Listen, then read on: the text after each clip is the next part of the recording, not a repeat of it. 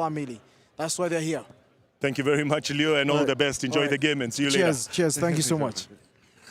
Well, you heard it there from the assistant coach of the Uganda Cranes, Leo, quite confident that he'll be able to take on the Kenyans. And his opposite man, the head coach of Kenya, Simba's, Jerome Pawatas, welcome back. Good to see you. What's the mood in the camp today? Yeah, it's good to be back. I think the guys were really down this whole week. But you can see since yesterday the mood changed. And they know they're in for a game, so we're ready. I mean, there's only 1 point difference to win the cup, but I know you just want to go out for a good all-round win. I know you like to play some good hard rugby. Where do you think you can hurt Uganda today? Look, it's always a battle, and I think one thing that we worked on is on the breakdowns, because Uganda was spoiling a lot of our balls, so we can't get through our plays. So that's one thing that we work on. And obviously the set pieces, the scrums we work on, the lineouts we work on. And that's basically our strong point. So I think it's going to be, again, up-front battle, but I think we'll be ready for today's battle. Lastly, Jerome, it's been a hot afternoon. What effect do you think it'll have on the boys, or you think they'll be able to run it through? Look, I think these guys are used to these conditions. I know the guys out here, the Cabras guys, they train in these conditions. So, and I think Uganda is also used to these conditions. So I don't think, it's just good that there's no rain. So it's a good day for rugby and open rugby. And I just hope, obviously, the best team today will take the points. Thank you very much, Jerome, and all the best. We'll see you after the game. Thank you very much. Well, you've heard it there from both the coaches, both very sort of confident in what they want to put out there for the two teams. The big one is next. It's the Kenya Simbas versus the Uganda Cranes. We are here at the Kisumu International Stadium in Kisumu. See you after the break.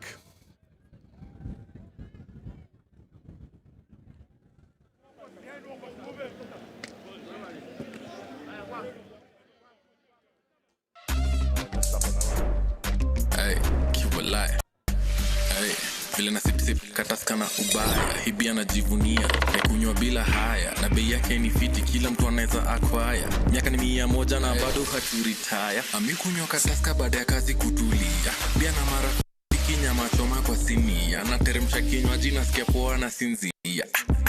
Hii feeling joy inavutia, taska ni cool, akiwa live ushatujua, basi weka mkono juu.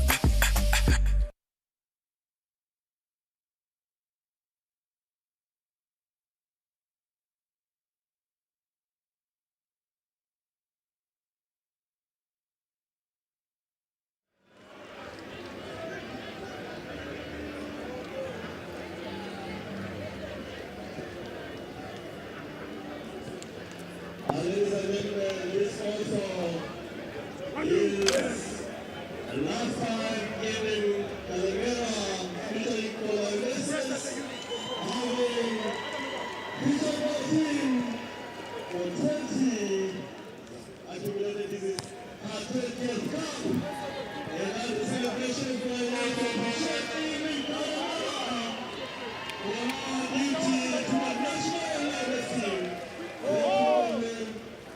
I'm sure our teammates have really enjoyed your services in the Kenya rugby of the country. We really appreciate you. Asante sana, Mungu akubariki. Into next journey, Mungu will be seeing you to the races. Asante sana, Lioness. You can give up for evening, and this is the condition. Chairman Sam Fari, we will have a special location as evening hands up and boots.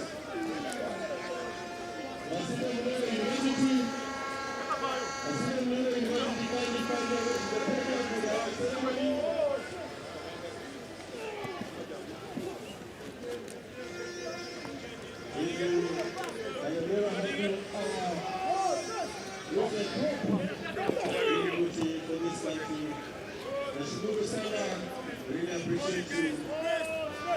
It's wonderful to wind up your treasure bag. Just with me,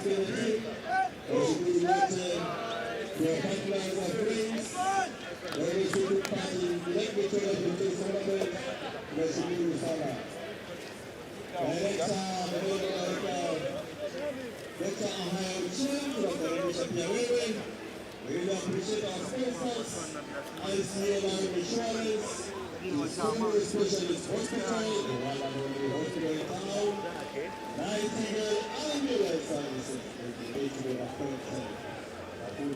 Nightingale Ambulance and Elgon Airways. Of course, our hydration partner, W Fresh Water, and School Sana. Want to thank each and everyone joining with us here today for fans in Ugandan teams, Ugandan fans for Shukuru Sana.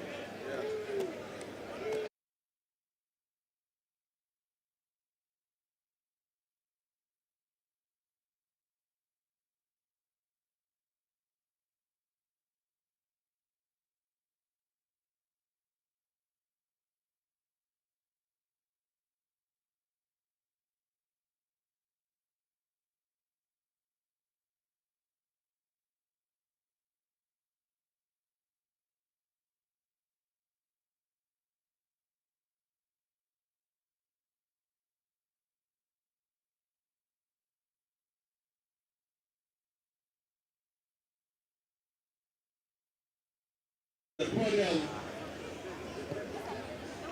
is Marcelo University, who are this year's winners of the Lake Victoria 15 tournament.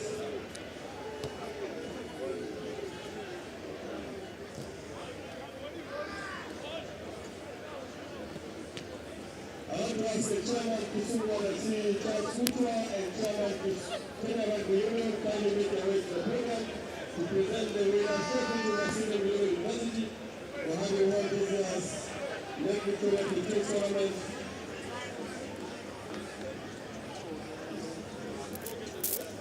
Remember, this is the second edition of the Lake Victoria 15 tournament. Used as a pre-season tournament to prepare the teams ahead of the Kenyatta season. Nashukuru yote. Chairman Kisumu Rugby kindly kukiawia for the winners trophy.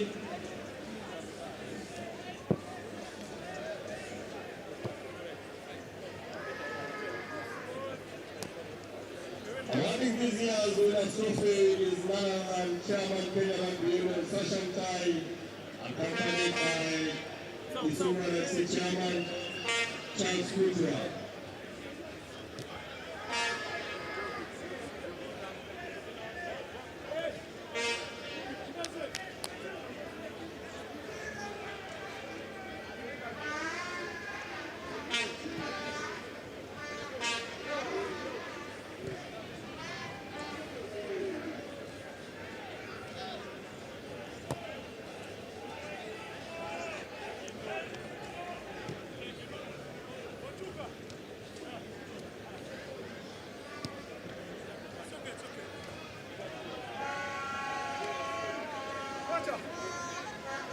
Thank you, congratulations, Marcelo Americans.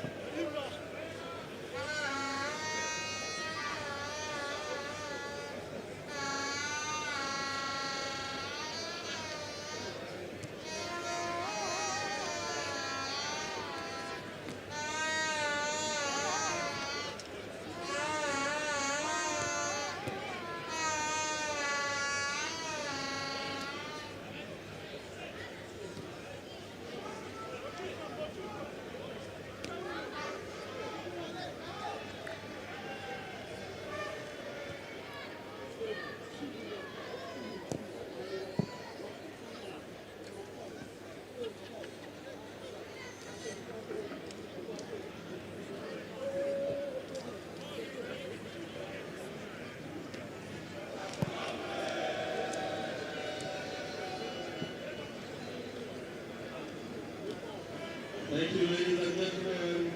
And thank you, Masina Mulero. Congratulations. See you next year. Again, the next award receiving the Kenya Rugby Development.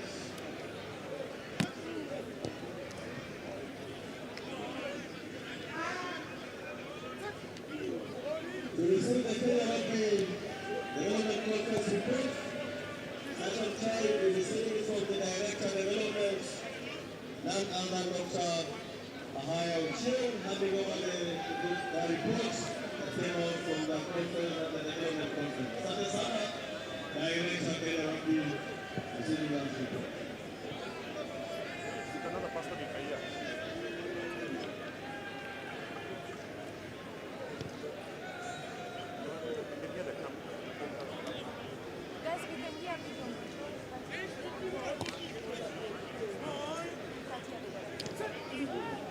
What are the captains' names?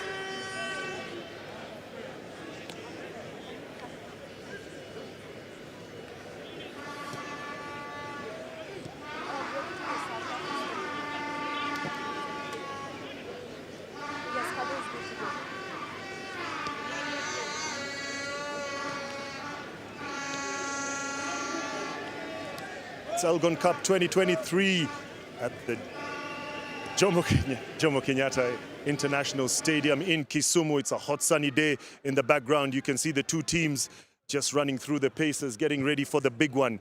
We know last weekend that Kenya lost by 1 point and be wanting to avenge that defeat and reclaim the Elgon Cup from their counterparts. The fans are out here in large numbers. I must say that the Ugandans have actually outnumbered the Kenyans, have come in loads and loads of buses.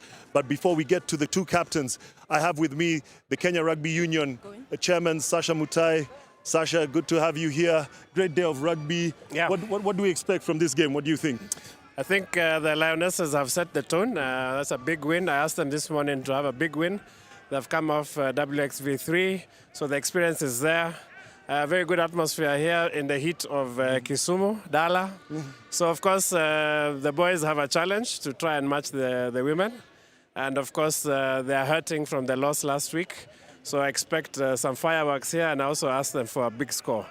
So you talked about Kisumu. I mean, the whole idea of bringing it out to Kisumu. Do we see anything in the future to take it to other counties?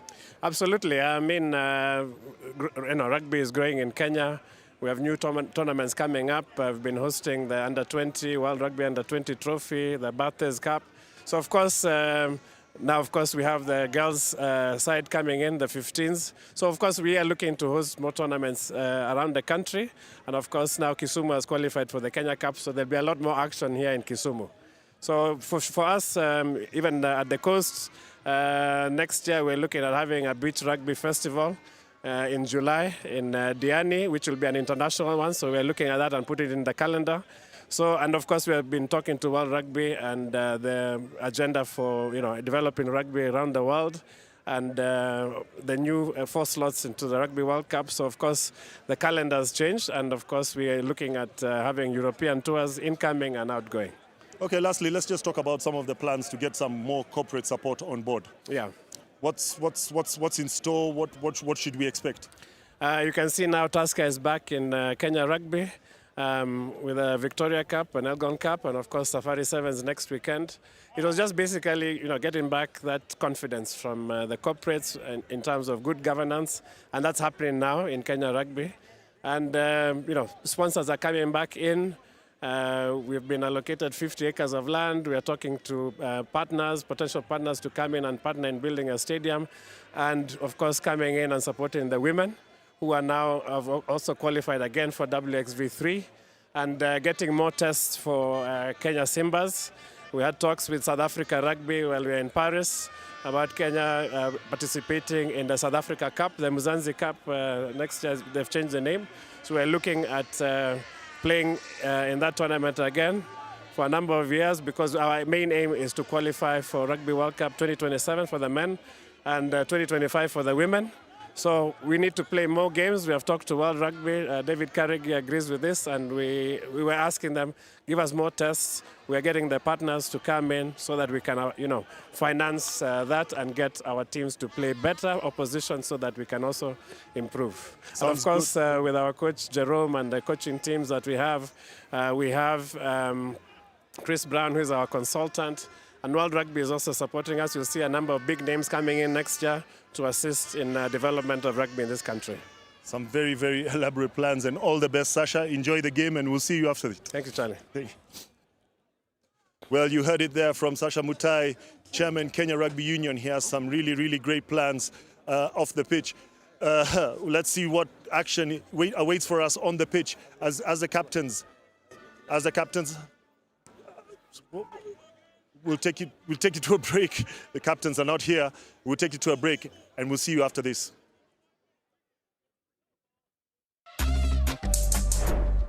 Hey, keep a lie.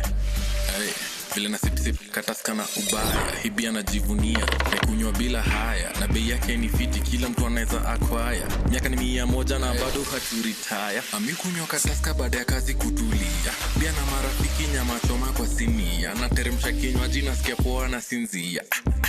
Hii feeling joy inavutia. Taska ni cool. Akiwa live ushatujua. Basi weka mkono juu.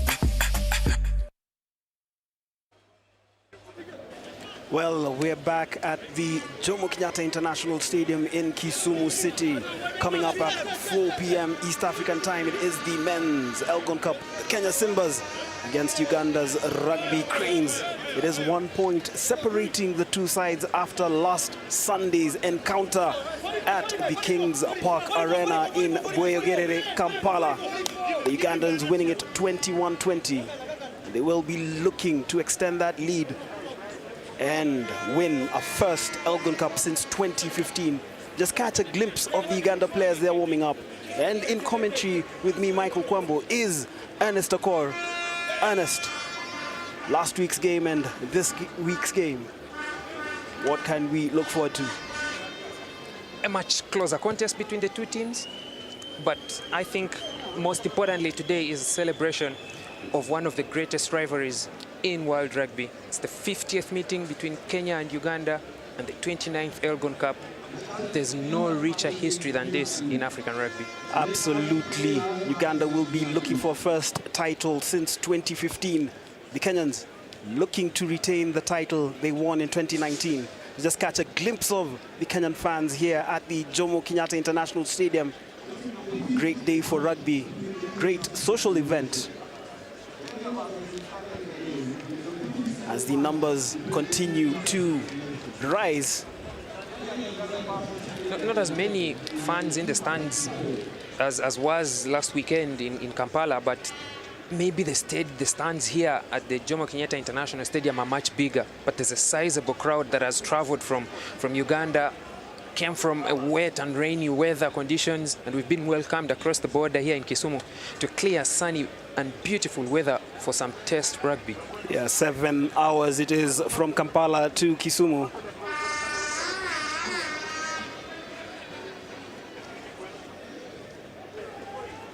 And obviously, remember, there will be everything to play for. The weather today is baking hot amidst the El Nino season that is seeing different weather patterns across the country. For rugby, at this particular point in time, it is a perfect day for the game. Obviously, we did see the first game played under sweltering heat.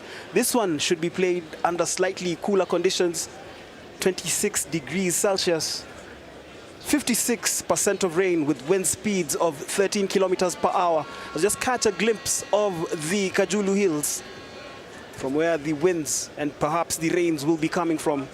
A few minutes ago, I was at the pitch, just checking the conditions of the pitch. It has dried a bit. Earlier on in the day, it was a bit wet. I think it had been watered or maybe some showers in the days leading up. It has dried up a bit. There's some wind, much more than was in the game at 1 p.m. So interesting conditions, especially for the kickers. As you can see the flags, there's some wind that will be a bit of a trick to navigate in the kicking game, which is very crucial in the games, in the contest at rugby today. Knowing that last weekend Uganda left 14 points on the board, Kenya left 7 points on the board as well, so the kicking will be very, very important. Certainly, and just looking at the squad compositions, we do know that there will be changes for both sides. The Kenyans taking a total of 15 debutants to Uganda for that two-match tour in the Victoria Cup. Making some changes as we just catch a glimpse of the fans anxiously waiting for kickoff and the start of Africa's greatest rugby rivalry.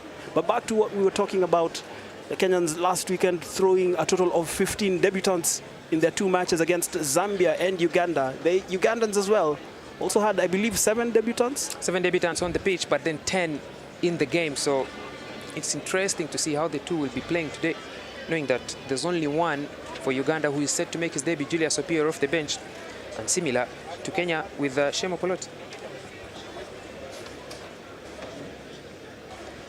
Indeed, and Shemo Kola, actually. Yeah, and just looking back at the last time the game was played here in Kisumu, remember the 2019 Elgon Cup, Uganda actually winning here by 16 points to 13. Squad has changed a lot since then, must admit. Uganda looks like it is in a rebuilding stage, but when you look at the squad, most of the players have a little bit of experience, but what's lacking is the consistency with the national team. Well, actually also for the Kenyans, just 3 survivors from that squad that lost in Kisumu 4 years ago. That is George Nyambua, Ephraim Odwor, and Elkins Musonye. But there are actually 4 when you conclude, when you consider Andrew Matoka, who was one of the 4 on that particular day. Elkins Musonye, I think, will be very instrumental in today's game at that blindside flank. Came off the bench last weekend and inspired Kenya, brought back that momentum that they needed in their carries, and also on defense. He has earned another start today. It's that squad rotation, it's that the skills that the men that the coach has on his team that he's making use of, and I think Musonye will be one of the key players today for Kenya. Absolutely, absolutely, and it's great to see local rugby, well, rugby return locally, because there is the Elgon Cup return leg this afternoon, and then next weekend in Nairobi from the 17th to the 19th of November, we do have the Safari Sevens at the RFUA ground, and we do hope that we will see a number of traveling fans make their way down to the home of rugby in Kenya for the Safari Sevens. Uganda will be sending both the men and women Sevens team for the Safari Sevens, and so it's going to be very exciting to see the rivalry between the two teams continue. Remember last year Uganda were booted out of that tournament by Kenya, but this alone is not just a build-up to that Safari Sevens tournament. It is a standalone tournament that is going to add to the flavor and to the excitement about Uganda and Kenya's rugby, you know.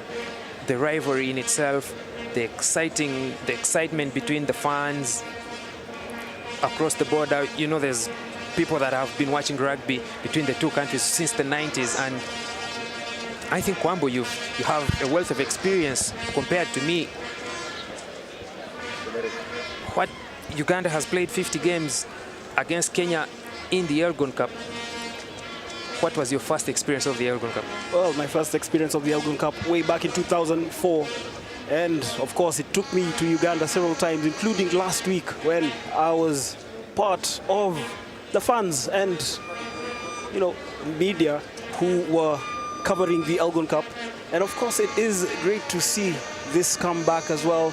The Safari Sevens come back as well, because we're witnessing the return of Kenya Sevens after a dip in form that saw them relegated from the World Rugby 7 Series and then secure qualification to the 2024 Olympics. And the question for you, Ernest, is how is Ugandan rugby faring on? It's been tricky, I should say, on and off. You should say we had a bit of a pause due to the COVID-19 pandemic, but then I think the return of rugby at home was the most exciting thing. Since 2021, Uganda had not played at home. The last time they had played at home was in the Rugby Africa Cup. And so having the games coming back here, coming back at home, the last time the fans were able to watch was in 2019, watch their team at home was in 2019. So it was very exciting for us in Ugandan rugby. And a quick to one, watch the Ernest. games at home. A quick one, Ernest, as the fans enjoy themselves. We're seeing this great East African rivalry. But what about our neighbors, Tanzania? Where is their room in this entire rugby jigsaw puzzle? I think they've been left behind. So what left behind? But there was a time, I think, in 2022 when they had a few test matches, trial games, including Eric Mulamula, who was playing for Uganda last weekend, were listed on that squad. Game didn't happen, but it's good to see that Tanzania are also making efforts. Definitely. To become active in rugby. We're going into a break before we get into the men's Elgon Cup a few minutes from now.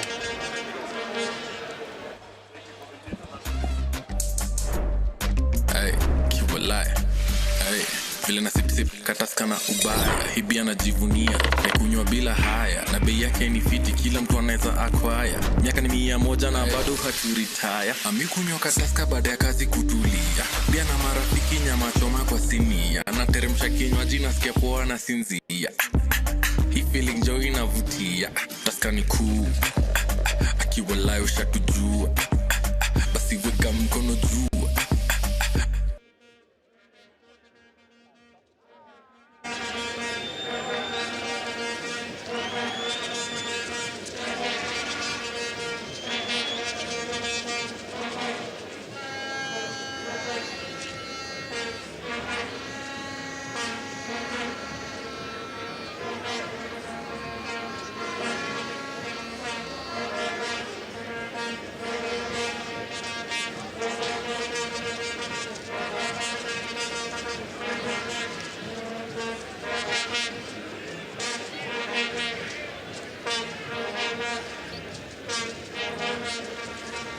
And we're back. Great pictures from the Jomo Kenyatta International Stadium in Kisumu.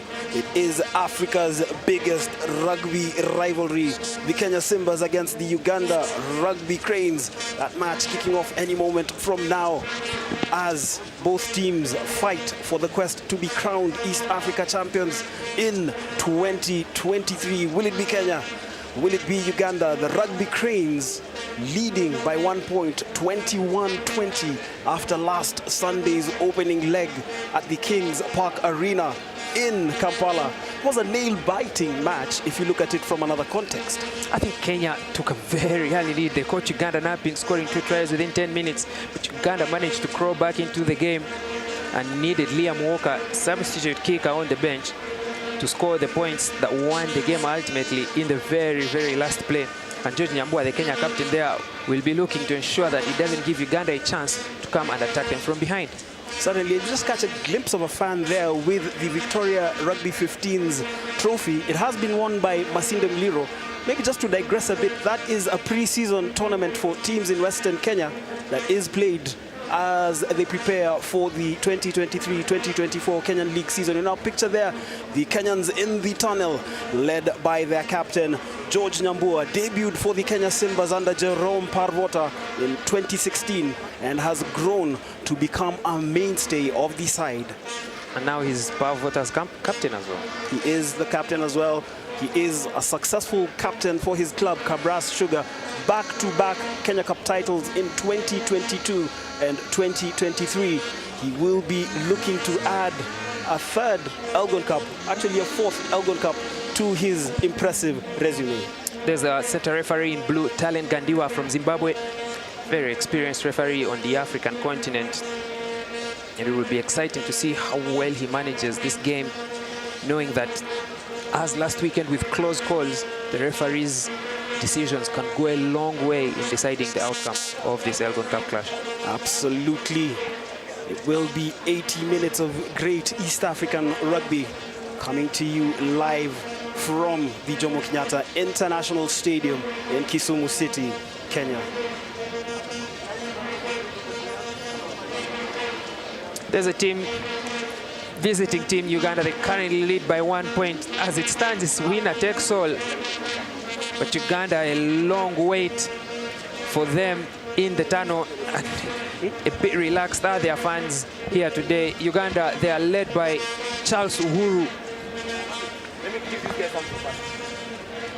He played some rugby here in Kenya before returning to Uganda with the record champions, the Heathens. And there's the captain, Ivan Magomo, born and raised in Mbale on the slopes of the Elgon Mountain. The tournament, the mountain for which this tournament is being played for. And I think with his first victory as captain and in Uganda colors at the Victoria Cup, it will be such an honor for Magomo to lead Uganda to another victory in the Elgon Cup, one that is much, much closer to him at home. Certainly, and speaking to Magomo during the week, he spoke about missing the 2019 victory due to academic commitments, but is looking to play in Kisumu and emerge victorious. His side certainly are in the front foot from last weekend's win at his home stadium, the Kings Park Arena in Bweyogerere, Kampala. Kenyans lining up there. They have made 5 changes to the starting lineup from last weekend's defeat. Just catch a glimpse of the dancing Ugandan fans. The teams line up for the national anthems any moment from now.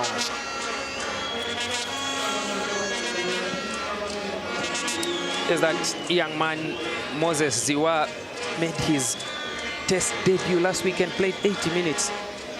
It has earned him another start in the black, yellow and red of Uganda today.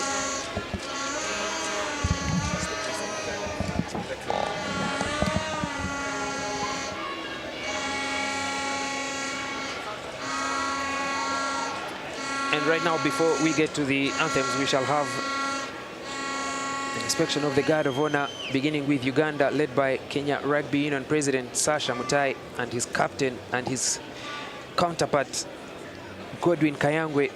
But in that shot there is Prince David Wasaja, one of the patrons of Ugandan rugby, an ardent fan, has followed Uganda and enjoyed watching this national team and the ladies as well play rugby for Uganda. So it's an honor to have royalty around us as well for this Elgon Cup from across the border.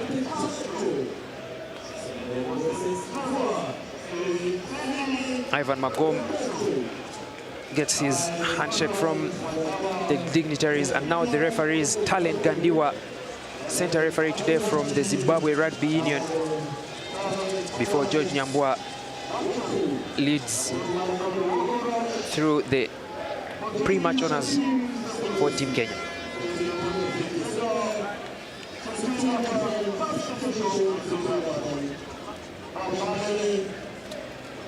John Ekubu, they are very instrumental in Kenya's performance in the Victoria Cup.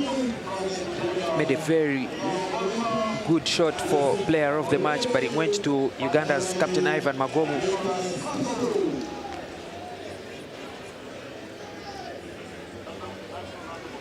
And then the man with the smiles, Matoka. Name so good, they named him twice, Matoka. Absolutely, and let's stand by any moment now once the handshakes are done for the national anthems of both teams.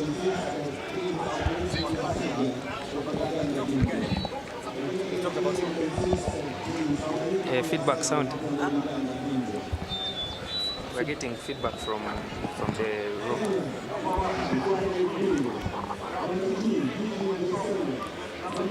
Feedback from the van.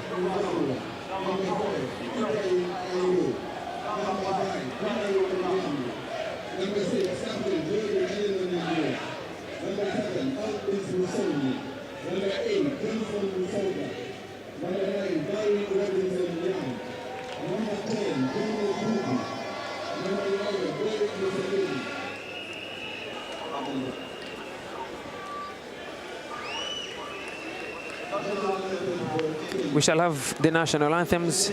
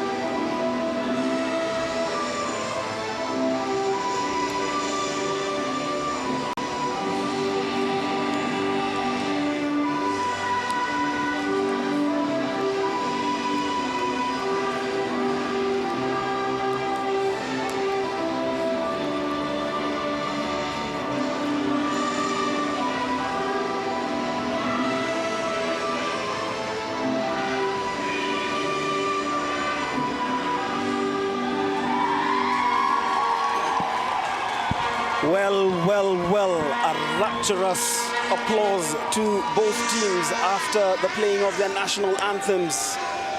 Ladies and gentlemen, the 29th meeting in the Elgon Cup is about to take place. It is Kenya in the red and white. They will be up against the Uganda Rugby Cranes, who are in the black.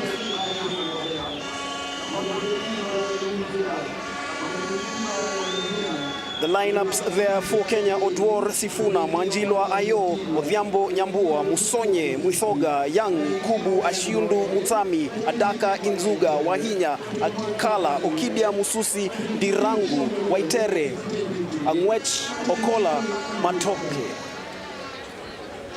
and Jerome Parwata, the head coach. For Team Uganda,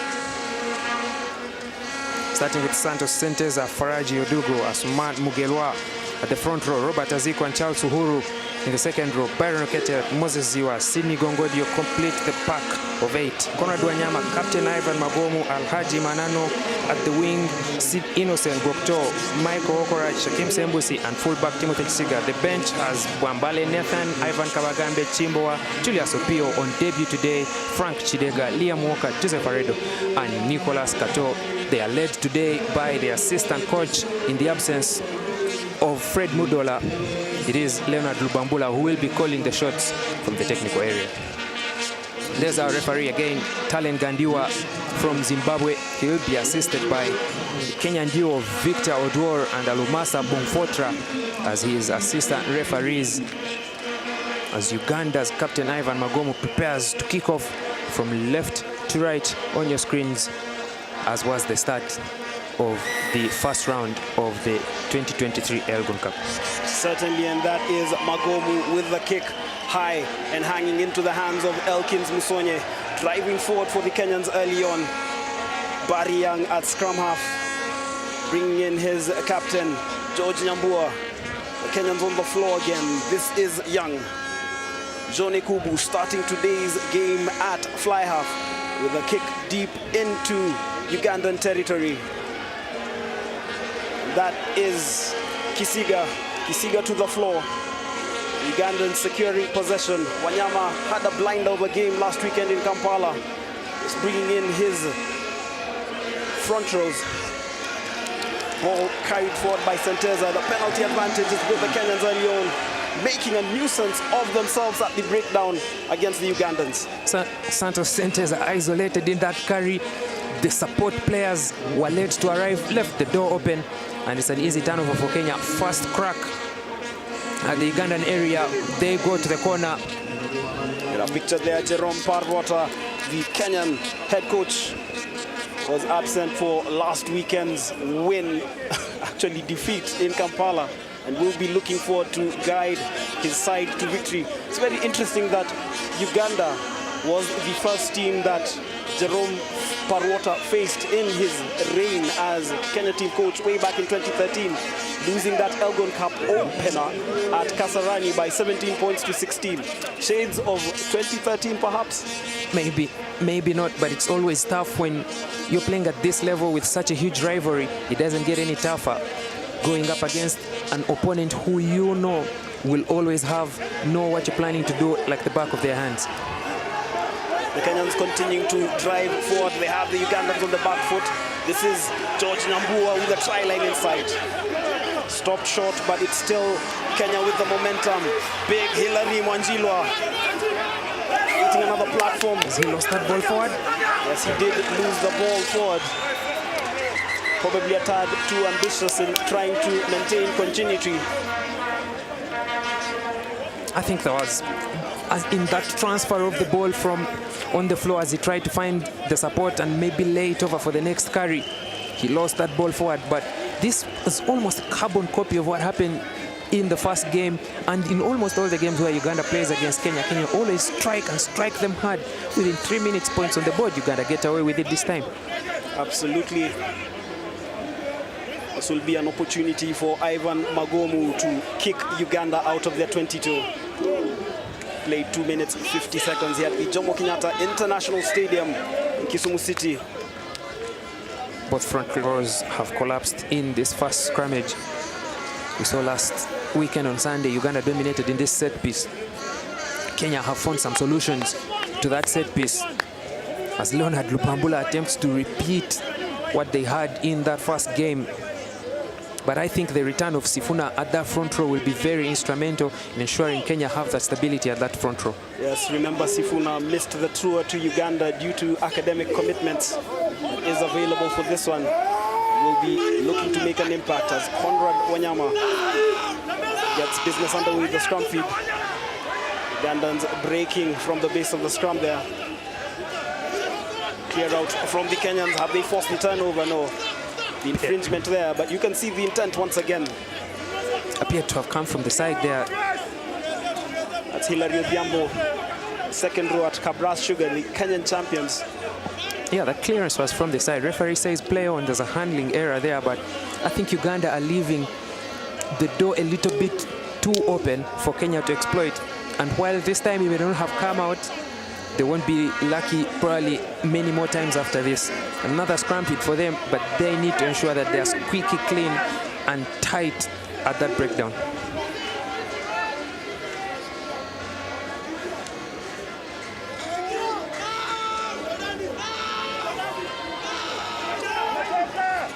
This is Nyambua making a nuisance of himself, looking to force the turnover for the Kenyans. They drive forward. Advantage for not releasing Nyambua, too eager in that tackle. And now Conrad Wanyama is looking to catch the Kenyan defense napping as they are in an offside position. And the fisticuffs already beginning early on obviously tells you how important this match is to both sets of players. There's Conrad Wanyama on the break. Tackle not released, attempts to get back on his feet. And I think that contest by Mutsami is what has led to that bit of handshake with Faraji Odogo. Uganda, for the first time in a long time, have survived the first 5 minutes against Kenya. The last 3 meetings, they've conceded a try within the first 5 minutes. Perhaps today there's a change of the script that we've seen in the Elgon Cup.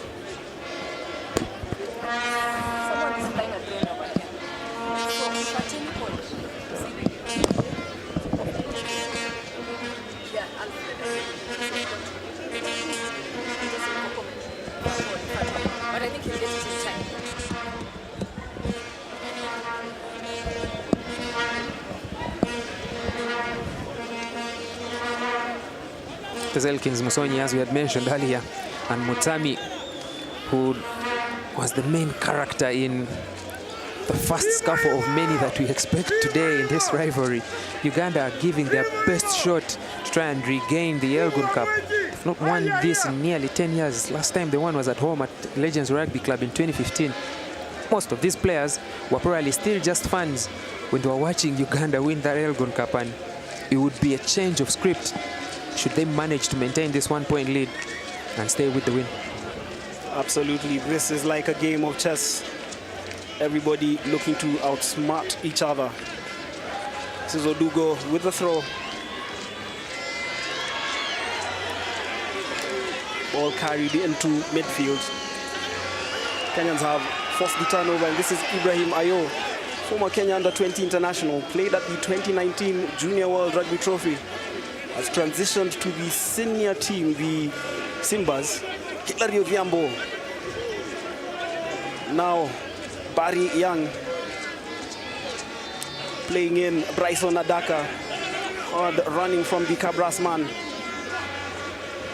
George Nyambua carries the ball into the Ugandan 22. Eugene Sifuna. Kubu bringing in Elkins Musonye. Driven back, but avails the ball to Mutsami. Former back row man now playing at inside center. Advantage for the high tackle there. Again, like I mentioned earlier, Uganda leaving the door open for Kenya at the breakdown, and that second turnover in this game is what has led to this, extended playing possession. And you can see there, Asman Mugera making the high tackle on Musami, giving away an easy penalty, and Johnny Kubu will be opting for points. Good carry from Mutsami against the prop, knowing that that was a mismatch. Johnny Kubu was man of the match in the Victoria Cup fixture between Kenya and Zambia, a game that ended 36-12.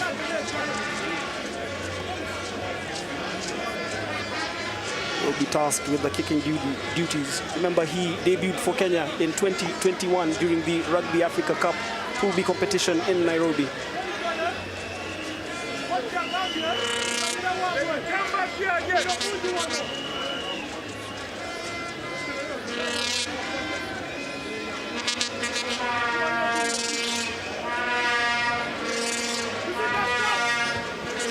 Usually you'd expect the fans to let the kicker take the kick in the quietest of environments, but that's no distraction to Johnny Kubu as he puts the first points in this Elgon Cup return leg on the board. Kenya now lead by 3 points to 0, courtesy of that man, Johnny Kubu, in the number 10 jersey. Of course, the Kenyans will be looking to maintain the momentum. They now lead 23-21 on aggregate. Will be looking to run away with that. That's the moment that the Ugandans were penalized for that high tackle on Paul Mutsami. Kubu was sure with the penalty. The game's opening score is Derek Ashiundu. The ball lost forward. Opportunity for Uganda, virtually gifted to them, Ernest. Another handling error by Kenya. This is the third in just a space of 9 minutes around that contact zone.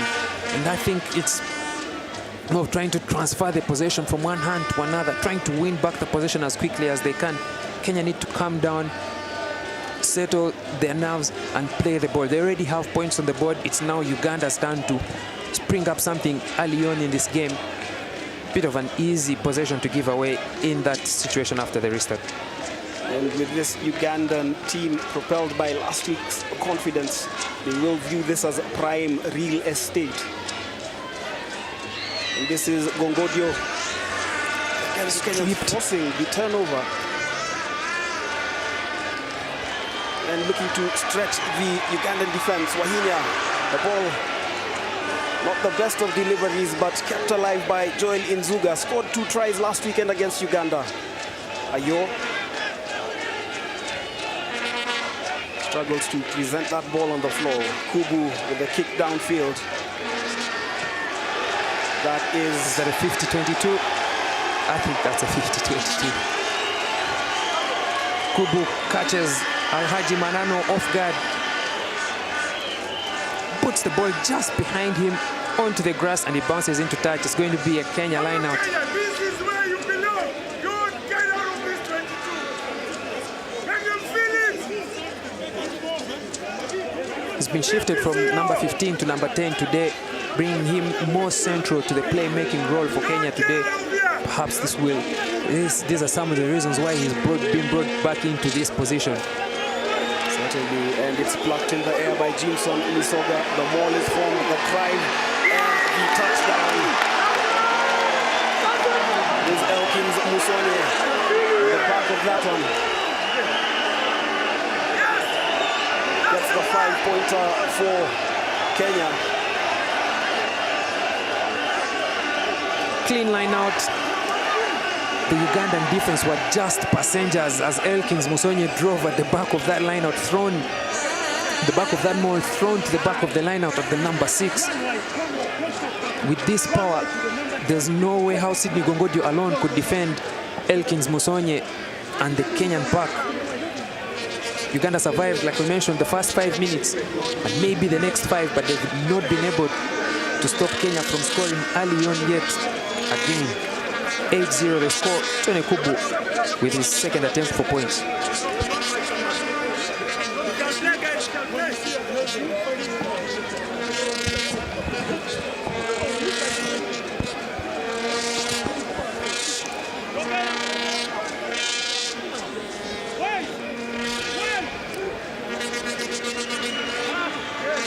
An attempted charge by Conrad Wanyama is halted by the referees. Claims Kubu made one step, but it was illegal, and now Kubu will have a second crack at it. As the conditions cool down here at the Jomo Kenyatta International Stadium, the coolest it has been since about 10 a.m. in the morning. But the action on the pitch is hot. It is the Kenyans leading 10-8-0, the conversion to come. Kubu will be lucky that Gandiwa has granted him a second chance for points.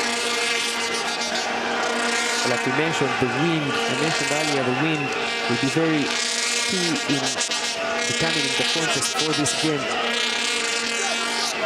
As you can see, the flags and the teardrop banners being blown by those currents. Can Kubu do better this time? Yes. Keeping sure with the conversion.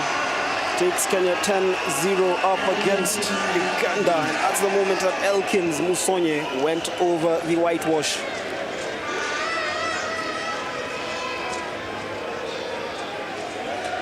Jomo will be making his case known to the referee. The Ugandans have studied Kubu's run-up for the penalty. I think Wanyama was just a bit too early and too eager, which granted Kubu a second crack at it. And again, the try scorer, Musonye, plucks that one in the air.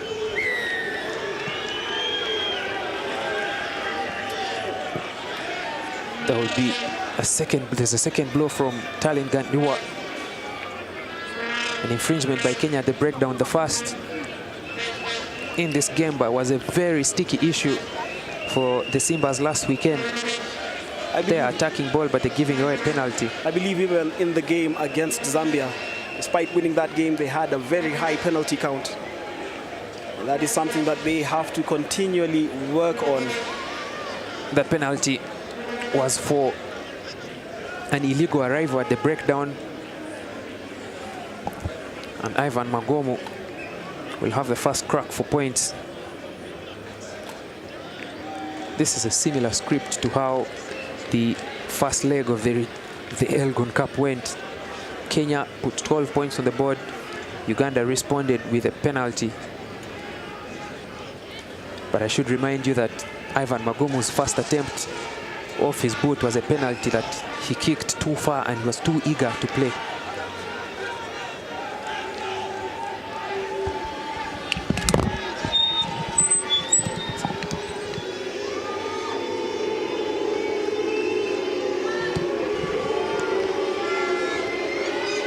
Well, the kick at goal from Magomo is successful. Cuts the deficit, 7 points. The difference between Kenya and Uganda, everything to play for. 15 minutes down here at the Jomo Kenyatta International Stadium. Ugandan fans in full voice and dance as they look to take the game to Kenya. Remember, Uganda unbeaten in Kisumu against Kenya. The only other encounter ending 16-13 in July 2019. I think that there will be, a revisit of that collision, of that penalty that has been given away. It was off the ball, and from listening to the referee's conversation, it appears that they will be taking a second look at it. And I must say, decisions going either side's way at this point of the game. Aaron Oketayot has been held up in the mall of that restart. Good, I should say, attack from Kenya off that kick. And Conrad Wanyama is beginning to make a nuisance of himself. Remember, he was a pit bull terrier last weekend against the Kenyan halfbacks.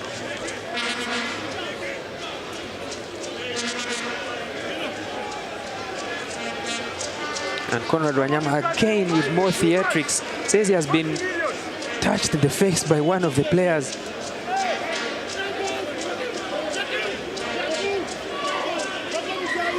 There's going to be a stoppage to attend to the little number 9. As annoying as they come, scrum halves. Well, you could just see Eugene Sifuna pull away Ephraim Odor, who was being riled up by Conrad Wanyama. I think it's nothing. Conrad Wanyama, there was a swing of the hand by Ephraim Odor, but it's not enough for Conrad Wanyama to put in some acting in there. I think it's simulation, but the referee will need to put an end to this early on. It's the third time we're having players have some action off the ball, and Gandiwa, to maintain control of this game, will need to put a stop to it.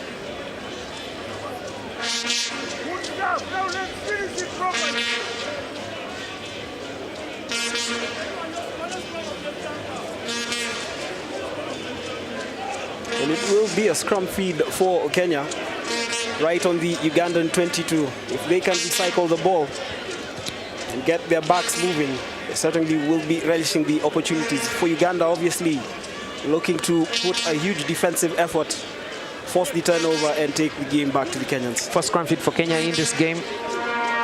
Remember in the last game, they had a very beautiful backdoor move that they scored on in the 9th minute. So let's see if they can, with all this open space on the wide side, let's see if they can do something similar in the first play of in the first phase of their first scrum. That's Wanyama again making a nuisance of himself this time. Barry Young keeping his comfort. Joel Nzuga takes a mob to tackle him. Keeps the ball alive again.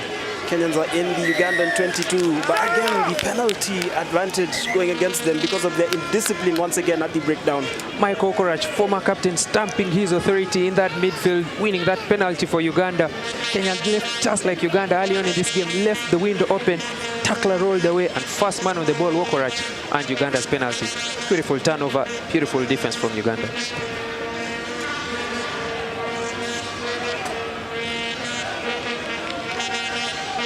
That's a big kick downfield. Played 18 minutes at the Jomo Kenyatta International Stadium in Mamboleo, Kisumu. And that is moment once again. The support player was clearing the ruck from the side. Ibrahim Ayo. Michael Okorach had an easy open door for that turnover. Hands on the ball. The clearance not good enough. And Uganda live to die another day from that set-piece move.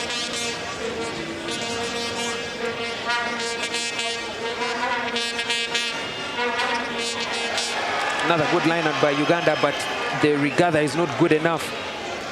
And possession has been turned over. The ball is out to touch. Once again, it is these fine moments that will turn this game around.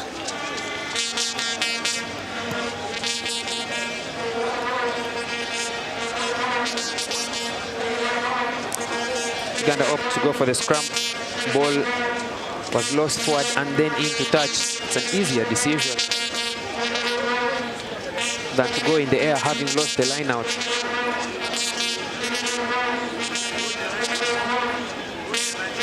But yet again, another handling error. 4 to Kenya, none to Uganda yet in this game. They are leading by 10 points to 3, but the efficiency is at an all-time low.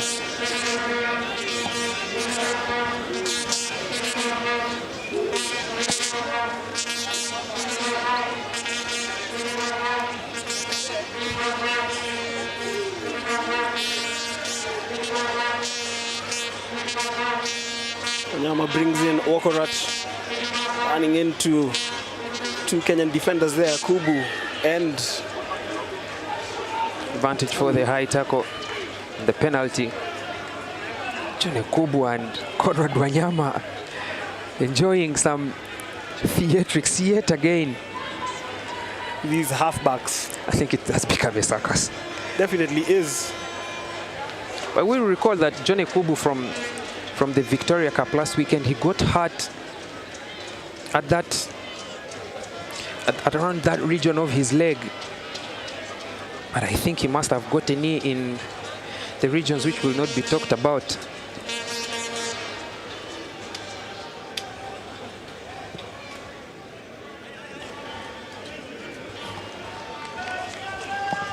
Well, we're halfway through the first half. It started on a high. And it's eventually settling into a good old fight.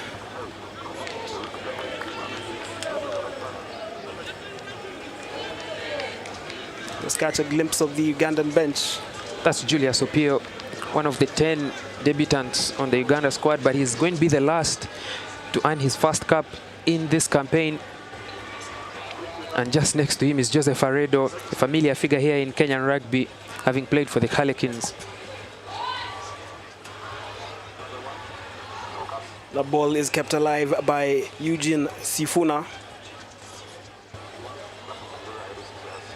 A delayed pass to Wahinya, releasing Joel Nzuga. Explosive winger this one, Joel Nzuga.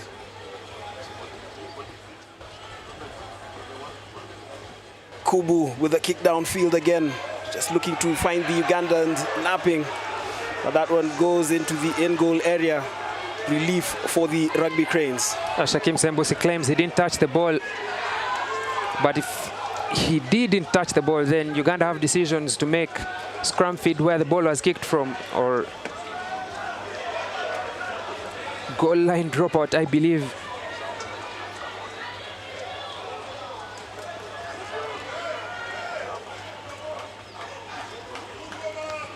And there's frustration from the Ugandan players asking the question as to why it's going to be a 22-meter drop. If the ball went dead in goal without being touched by any player, I think, and especially when it's not a legitimate kick for points, it's supposed to be a scrum feed, two options, scrum feed where the ball was kicked from, or a goal line dropout. John Ekubu loses that ball forward, and Joel Nzuga is in an offside position. This game, as you said, just embarking on the same script as last weekend's match in Kampala. Kenyans beginning like a house on fire before eventually being caught up with by the Ugandans.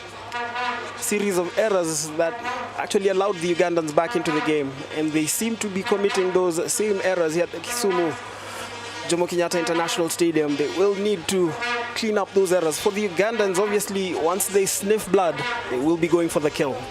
One penalty conceded by Uganda compared to 4 for Kenya. It's just the 20th minute.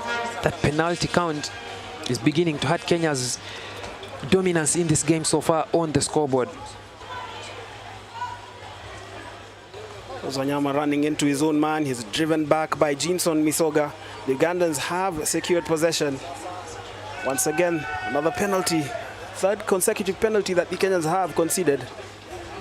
And I mentioned earlier about the arrival at the breakdown by Kenya. Players are contesting the ball legally, but they are coming in from the side. And this is another penalty that has been earned by Uganda. They've called for the kicking tee. Let's just take a look at it again. Conrad Wanyama off that messy line out. And then the contest is coming from the side.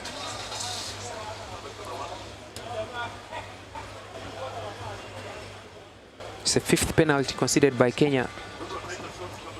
And a second kick at goal from those penalties.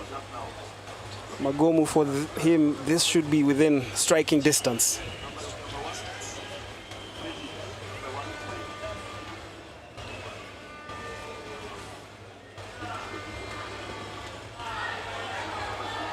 That one is way off cue.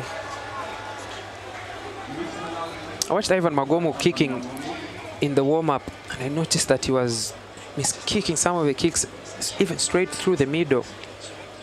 While he got the first one through, I think the bearings have not been the best in his kicking, and it was the same case on Sunday when he left 14 points on the board before Liam Walker came on to kick the 3 that Uganda needed to win the match.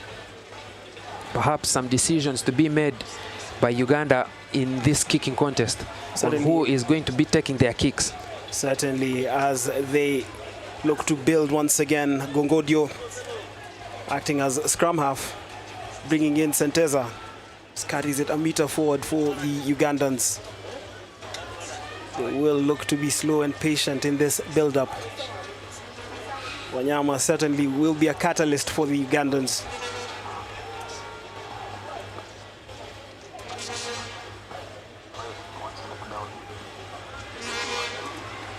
Senteza driven back, but the Ugandans keeping possession. Will continue knocking at the Kenyan door. Magomu with the kick downfield into the waiting arms of Brian Wahinya, who called for the mark. This is the first involvement of Brian Wahinya, and he has done well under the high ball. It was a bit tricky for him last weekend and through the Victoria Cup in general, but it's good for Kenya to see that his first involvement under the high ball at number 15 was a successful one. Brian Wahinya has played for the Kenya Sevens national team. Shujaa has featured as well for the Simbas in different positions. Has played at scrum half, fly half, and fullback. He's a utility back. An alumnus of the Kenyatta University. Now plays his club rugby for KCB in Nairobi. This is Odugo with the line-out throw for the Ugandans. No problem there as it's claimed by Aziku. And then Wanyama. Magomu looks to set off something. That was Gongodio into Jone Kubu. Wanyama with the kick downfield. Joel Nzuga feels it under pressure. Was he taken out in the air? Yeah, I think he was taken in the air. It's dangerous play there. Bit reckless from Timothy Chiga on the contest. Nzuga got there before him. And Nzuga's very good at the Victoria Cup the past 2 weeks, especially with ball in hand.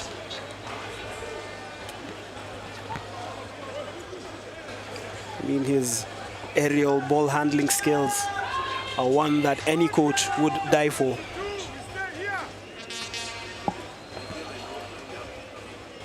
Proving to be a safe pair of hands anytime an aerial bomb is thrown his way. That is Misoga from the line out. The Kenyans again mauling. Misoga driving forward. Nyambua, Ibrahim Oyo, Barry Young, Sifuna, but the referee has called for an infringement there as Michael Wokorach just looks to rile up Eugene Sifuna. I think today's game is not being played with the rugby, even off the rugby. There's lots of, can I say, trash talking between the two players, but that contest at the breakdown, there's a player flying off his feet, illegal arrival at the breakdown. I think he could have been impeded by the tackler, but that arrival at the breakdown not good enough in the eyes of the referee as Magomu fails fine touch and Nzuga good under the high ball orchestrates a counter attack. Creating another platform, bringing in Ephraim Odor. Odor will carry that ball another meter forward. Then Young, Wahinya, Sifuna. Young once again. Misoga. The Kenyans keeping possession but losing it on the tackle. Another handling error.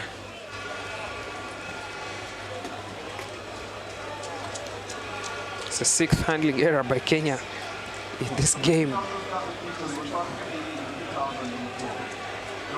And the referee signaled that that was advantage over, so I think it's going to be a Kenya line-out. Unless he changes his mind on that call.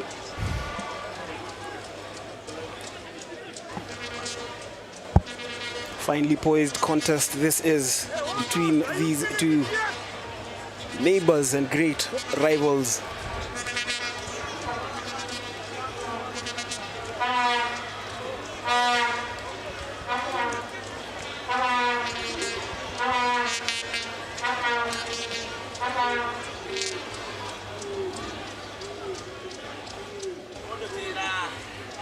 Wokorach. That was Kisiga. Ugandans again looking to exit their half, but Nzuga and Musonye actually forcing Sembusi into a cul-de-sac there. Beautiful turnover from Kenya. They actually forced the turnover. And then bring in Wahinya. The pass is fielded by Sifuna and then are attacking down that right flank. Derek Ashiundu beats one man, beats a second, carries that ball short of the 22. Cleaned up by George Nyambua. The Kenyans once again into the Ugandan 22, and then that handling error, the arriving player, tad too anxious there, and the Kenyans have been careless, I must say, at the breakdown. It's the second turnover won by Uganda. Asuman Mugera this time fast on the ball, hands there, and there could be no one to clear him of there. Asuman Mugera plays here in Kenya for the Cabras, a double Kenya Cup champion, so he very well knows the physicality that the Kenya national team bring to the table.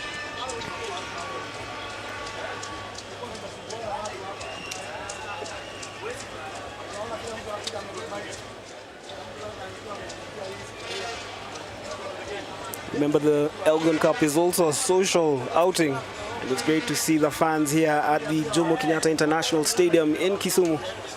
We'd also like to thank our sponsors who have made this fixture possible. Kenya Breweries through their Tusker Lager brand. Advantage for Uganda off that line out. It's a free play for for the visitors. Suman Gerwa. What a carry. He loses that ball in contact. They just exchange words there, the two club mates. They play in the Cabras front row, Suman Mugero and Eugene Sifuna. Suman appears to be believing that he has won the physical battle as the Ugandan bench share opinions of the proceedings amongst themselves. They've gone for another line out Uganda, but this time inside the 22. It's the first visit Uganda has made in the 22, in the Kenya 22, in the 30 minutes so far played.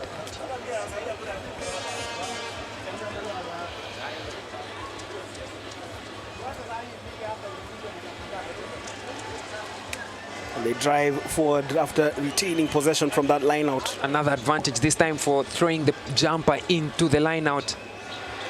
So Uganda have yet another free play.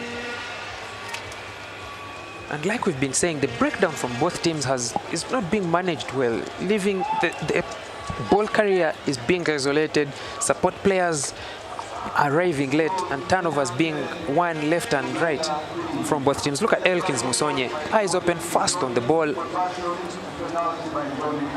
Clean one, but Uganda had the advantage there.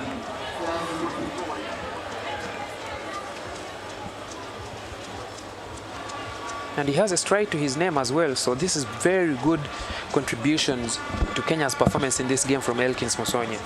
Certainly is riled up. I remember he was in tears at full-time after last weekend's defeat in Kampala. Was inconsolable and is obviously looking to turn last weekend's disappointment into a moment of happiness, but he still has all of 49 minutes to do that. Game finally poised at 10-3. The Kenyans in the lead against Uganda.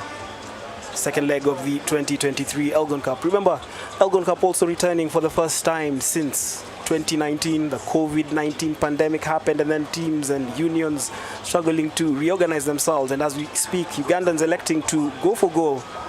Magomu with his third attempt at goal. His kicking rate currently at 50%. Has successfully converted one of the two kicks he has had at goal. He's also kicking against the wind.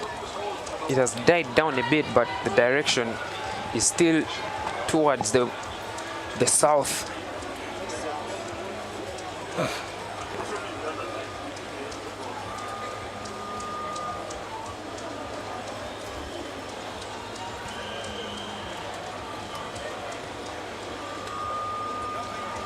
Uganda score this. They are now just a try away from Kenya.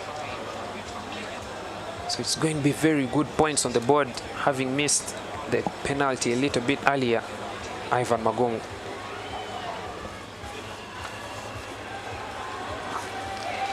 Misses again. That's a second miss in the match so far. Like we've been saying, in the warm-ups, the kicks weren't their best from Ivan Magomu, and perhaps this has continued also into the game. John Ekubo as well was missing a couple of them. I thought the replacement players, Matoka and Walker, were kicking better in the warm-ups, but Ivan Magomu, the unluckier of the two so far, with 32 minutes played. Ball fielded by Barry Young, but once again, Ivan Magomu has been impeded after that kick. It was an attempted touchdown, but knowing how the rugby laws keep evolving, you need to be careful as you attempt that touchdown. Ivan Magomu doing enough to buy that penalty, and Gandiwa agreed with him. Just catch a glimpse of the Kenyan technical bench. Brian Juma has been uninvolved in these internationals played in October and November due to personal reasons. That's the moment there. Well, difficult to call there because both players had committed themselves. Misoga to the charge down, Magomu obviously after the kick. It's a 50-50 call that has gone Uganda's way, I should say. But Kandiwa there speaking to assistant captain Byron Oketayot. It appears Uganda are doing more refereeing than playing in the game today. And yet again, another kick by Ivan Magomo does not find touch. And Kenya will be keeping the ball in play. Shakim Sembusi receiving Johnny Kubu's kick.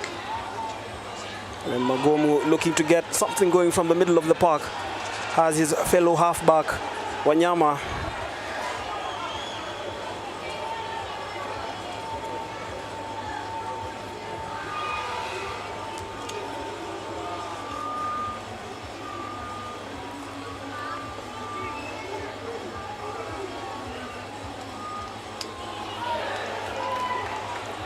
Kenyans committing themselves on the tackle there, but the Ugandans just carrying the ball over the Kenyan halfway line.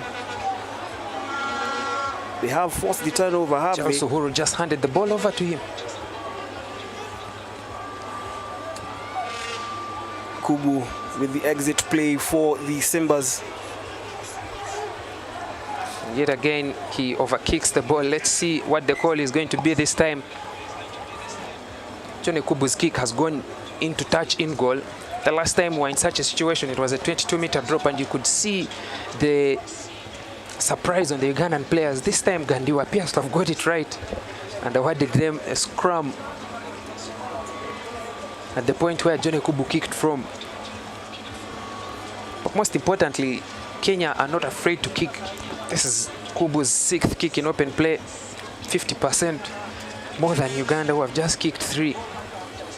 It's actually 100% more than Uganda, who have kicked just 3. But like we've been saying about the wind and the kickers today in their warm-ups, the kicking game today is not their strongest fort, Ivan Magomo and Johnny Kubu. Absolutely, and then also remember that there is trophy to play for. It is a cup final of sorts, so the nerves also do check in, all factors considered. Wanyama. That was wily from Magomo. Ugandans continue to drive forward, keeping it tight.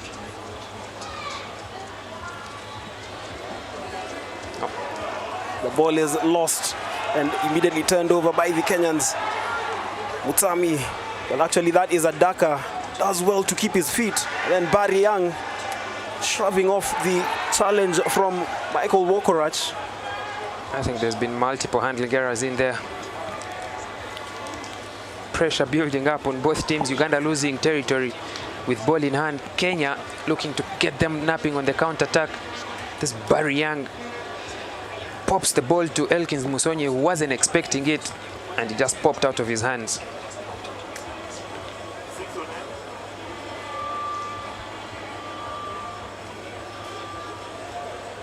If that counts as a Uganda handling error, it's Uganda's first in the match. 36 minutes of very good ball handling from the visitors today.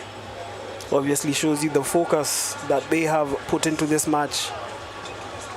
Not to take anything away from the Kenyans. And especially much better conditions than was at Kings Park last weekend. Clear skies, dry pitch, dry ball. Still a close contest between the two sides. That was Michael Wokorach. Does well to keep that ball. Nyama with a big kick downfield. Will be fielded easily by Nzuga. Paul Mutsami making a nuisance of himself in midfield. Wahinya. Well, that was tricky for the Ugandan defender there. Then Magomu with a searching run. He is slowed down. Beautiful turnover by Mutsami. Fast on the ball. And despite all the attempts by Magomu to twist and turn, Mutsami was the first on the ball and earned that turnover. We've been mentioning the breakdown time and time again, that the support players, the ball carriers first of all, are not doing enough to fight and so that their support players can come. But also their support players are arriving late. And that awareness from Mutsami, tacklers rolled away, hands on the ball and wrapped over the body. Turnover Kenya. Definitely, and executing what he has been working on in training throughout the week. You can see there the hands on the ball, but also around the body. Nothing Magomu could have done would have stopped that turnover.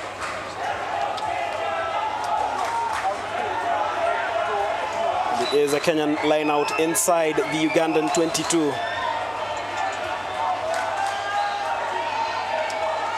So Diambo who will claim it from the line out. The maul forms, the Kenyans will drive. This is the Ugandan player on his knees. Sifuna is at the back of that maul. Kenyans driving, have the Ugandans on the back foot. That is Hilary Odhiambo. They should have the advantage, I believe. They do have the advantage. This is Mutami attacking at close quarters once again. Barry Young, Jone Kubu will be attempting the cross kick. I think that's cynical play from Alhaji Manano there, slapping the ball into touch. He says he slapped it backwards, but that's going to be a very close call from Alhaji Manano off that cross kick.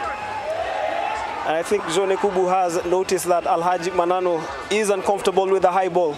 Manano slapped that ball forward in that play for sure. It's a cynical play with a try scoring opportunity. Could be not just a yellow card, but a penalty try as well.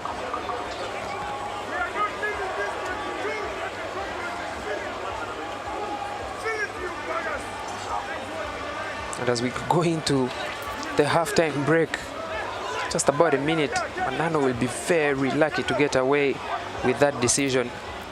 He's a flanker who has been played at the wing, out of position, and Jone Kubu has realized that and is taking advantage of those situations. Let's see what decision Gandiwa will make after making his case known to the captain.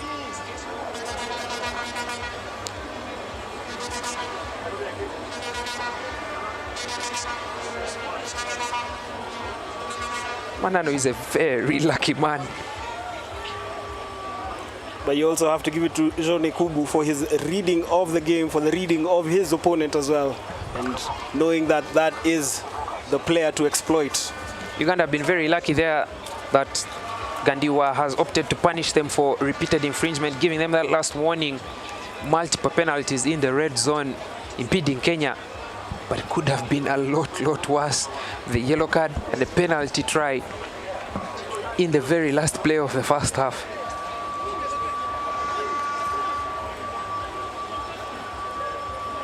At the fans board.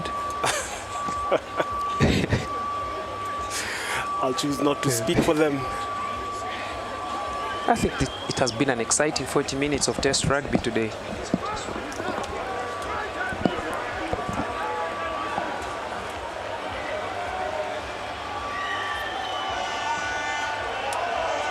Jone Kubu beginning to play an influential role in this game for Kenya. As expected. And is obviously also relishing the moment. I think also playing much closer at the halfbacks is able to keep Conrad Wanyama in check. Will be a line out on the Ugandan 5. The Kenyans lose it. Moses Dwyer doing well in the air to contest. It's the first line out Kenya have lost, but this is a line out lost in a very critical zone of the playing field. Kick downfield is fielded by Elkins Musonye. He has Joel Nzuga in support, and also realizing the touch line was close by, keeps it alive. Eugene Sifuna breaks 2 tackles, driving forward. Ayo didn't expect that ball, but it is kept alive. Kenyans sniffing blood here.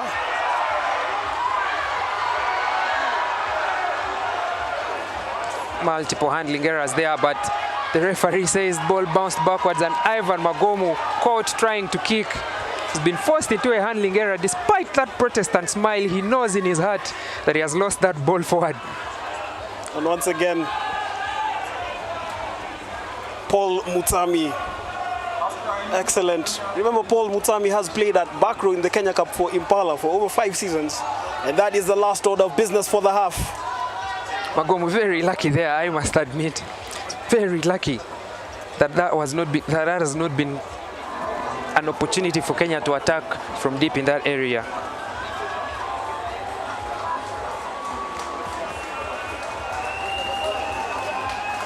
And as Uganda march into their tunnel, into their playing area, they will need to figure out a way of getting past that first ball against Kenya, building up first phase, second phase.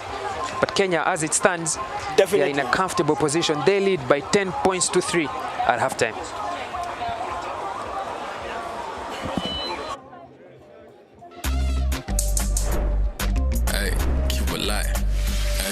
Vile na sip kataska na ubaya, hibi anajivunia kunywa bila haya, na bei yake ni fiti, kila mtu anaweza acquire. Miaka ni 100 na bado haturitaya. Amekunywa kataska baada ya kazi kutulia, bia na marafiki nyama choma kwa sinia, na teremsha kinywaji nasikia poa na sinzia. Hii feeling joy inavutia, taska ni cool, akiwa layo shatujua, basi weka mkono juu.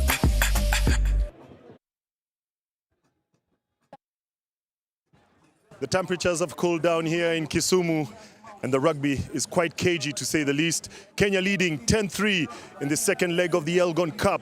It's been a very, very sort of seesaw kind of game. And with me, I have the president of Uganda Rugby, Godwin Kayangwe. Godwin, welcome to Kenya. Your thoughts so far on the game?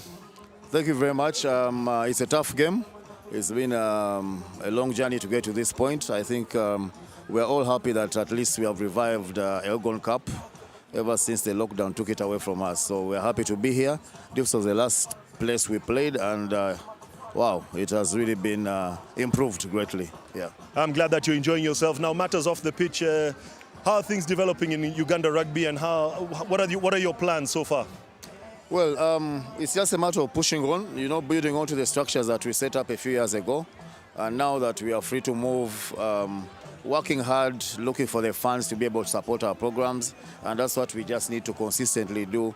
And eventually we'll find that we'll see some good results in our rugby, which you're already seeing. Yeah. That's great to hear, and we know that without the fans, sport always needs the fans, and Uganda always has their fans following them.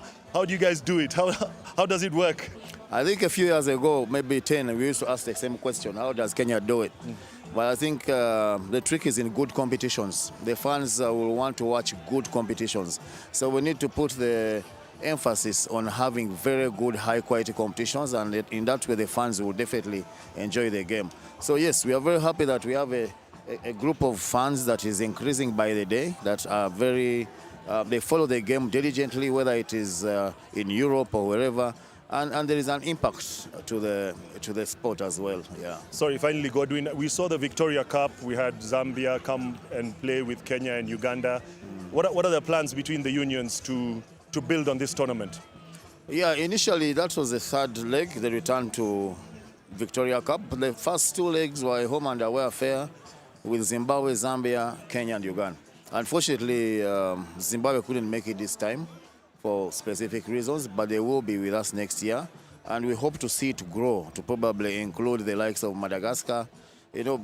Naturally we are concentrating on the southern countries, so that we can grow our own competition that can actually be give game time competition for our players within, because Africa doesn't have enough competition for our players. Yeah. Thank you very much, Godwin. Enjoy the rest of your game and the rest of your stay in Kenya. Thank you very much. Well, you've heard it there from the president of Uganda Rugby. But let's just catch up with the highlights with the commentary team, Michael and Ernest.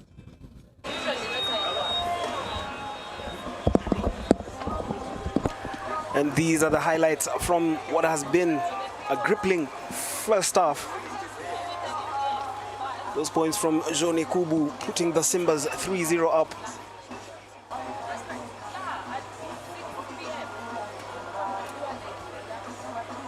And then that was the moment Elkins Musonye went over the whitewash. He has certainly been in inspired form for the Simbas in the first half. At this point in time, the Simbas looked like they were cruising, but it looked also to be a script from last weekend in Kampala.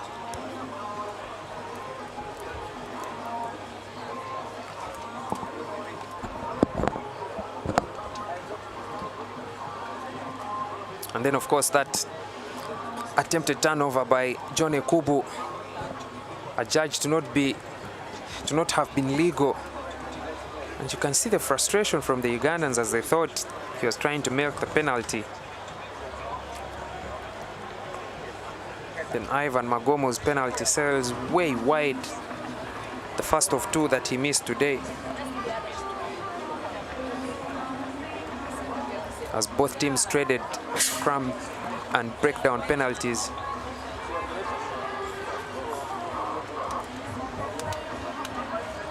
That was the moment Johnny Kubu exploited the challenges that Alhaj Manano is facing with the aerial ball.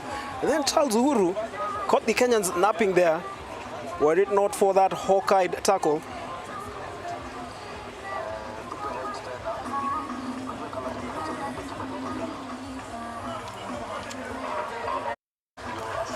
As the crowd at the Jomo Kenyatta International Stadium enjoys the halftime break. Confirmation of the score at the end of the first half. It is the Kenya Simbas leading the Uganda Cranes by 10 points to 3. More of the same in the second half.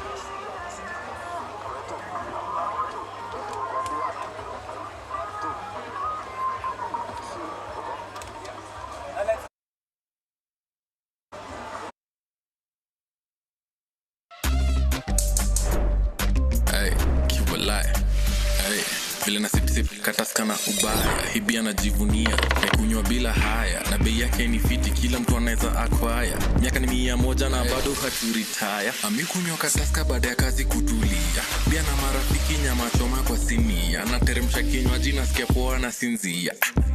Hii feeling joy inavutia, taska ni cool, akiwa layo shatujua, basi weka mkono juu.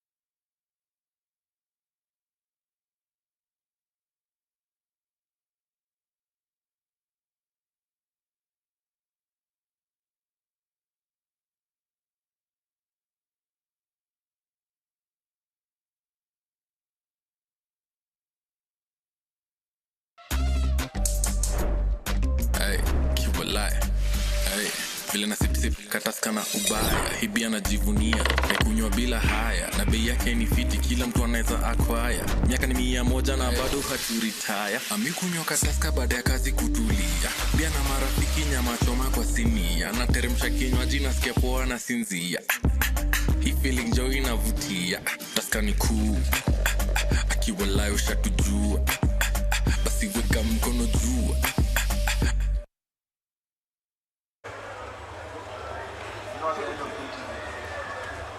And we're back for the second half of the men's Elgon Cup between Kenya and Uganda. It is the Kenyans in the red and white, leading Uganda by 10 points to 3. Has been a close first half.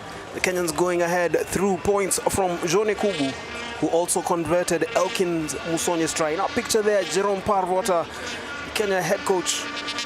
He'll be looking to see his side secure the result and keep the Elgon Cup title in Kenya. This is Jinson Misoga. Decisive run from the Kenya number 8, Brian Wahinya. Floated pass is kept alive by Paul Mutsami.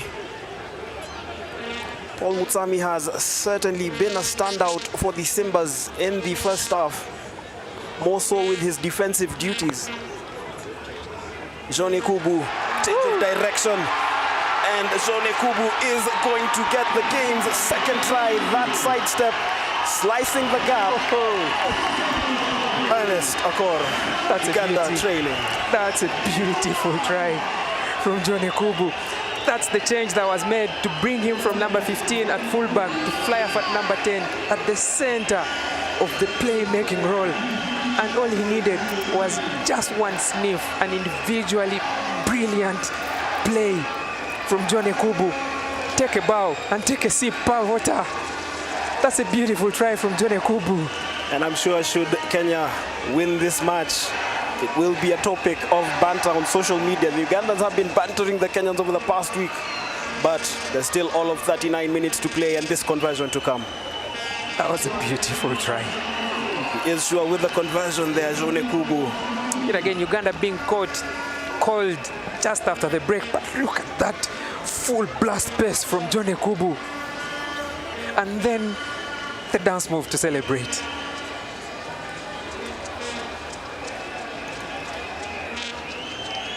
Well, he's got moves that he'll be practicing on the dance floors of Kisumu tonight. For now, it is Kenya leading 17-3. But Uganda, we know that a response is not too far from them.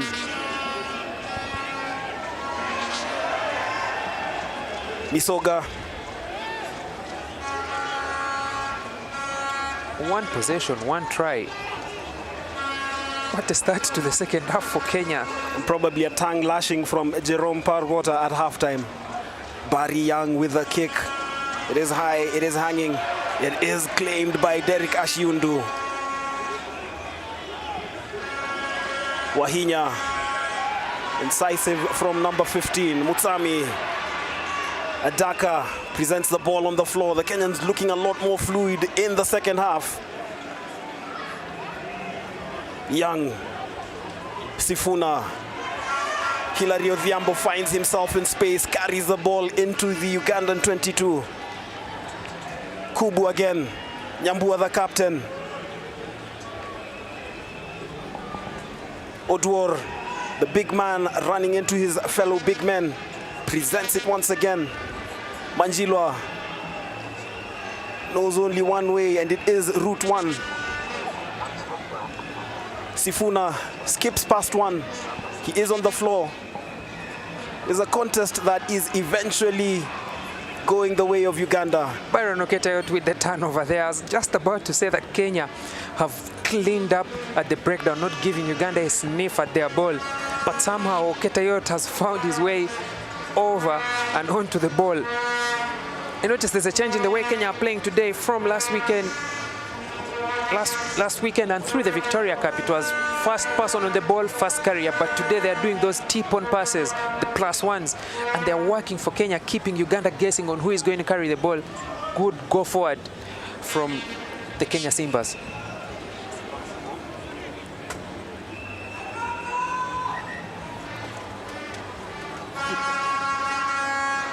Uganda with all the work to do in the second half. Remember earlier we did have the Women's Elgon Cup was retained by Kenya, putting 87 points against Uganda. The Ugandans managing 3. That was, in summary, a no contest. Virtually was a no contest. And that try once again from Jomo. As a Ugandan, what do you feel about that try? You just have to take a bow. Jomo is an exciting player. He's a skilled player. To have a man like this play against you and do such things is a privilege to see. But most importantly, I would want my own team, the Ugandans, to do better on defense, especially at that swift change of direction that Jomo has injected to break over the line. You need those players to close that gap so quickly and deny him a chance like that for the highlight reel. Agreed. As the Ugandans, their first meaningful spell of possession in the second half, which they do kick out to touch, much to the glee of Joel Nzuga. Was that straight into touch? It was, from the reaction from Joel Nzuga.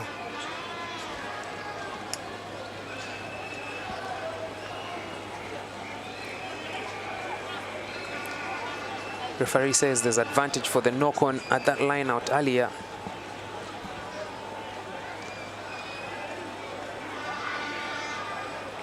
Conrad Wanyama very lucky, he had overcooked that box kick, looking for that 50-22. And there's the first change of Uganda in this game. Innocent Gokto is off, and on comes Liam Walker. Remember, Walker is the man who won last weekend's game for Uganda. His penalty right at the death, securing the 21-20 result over Kenya, and with it the Victoria Cup. But this weekend we are playing for the Elgon Cup. Uganda will need options for playmakers, but most importantly options for kickers. Ivan Magomo has so far missed two kicks, and you'd expect Liam Walker to provide the solution to those kicking wars. The Kenyans once again securing the ball, cleaning it up. This is Brian Wahinya at a role that he has been familiar with, scrum half. And then Jomo again with the show and go, dangerous with ball in hand. And then the offload to Elkins Musonye, not initially fielded, but he does well to keep his feet. The Kenyans again driving forward.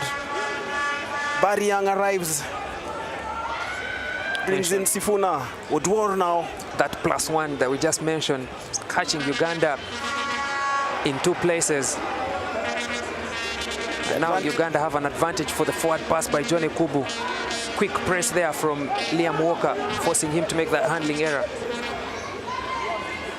Ali Zuhuru skips past 2.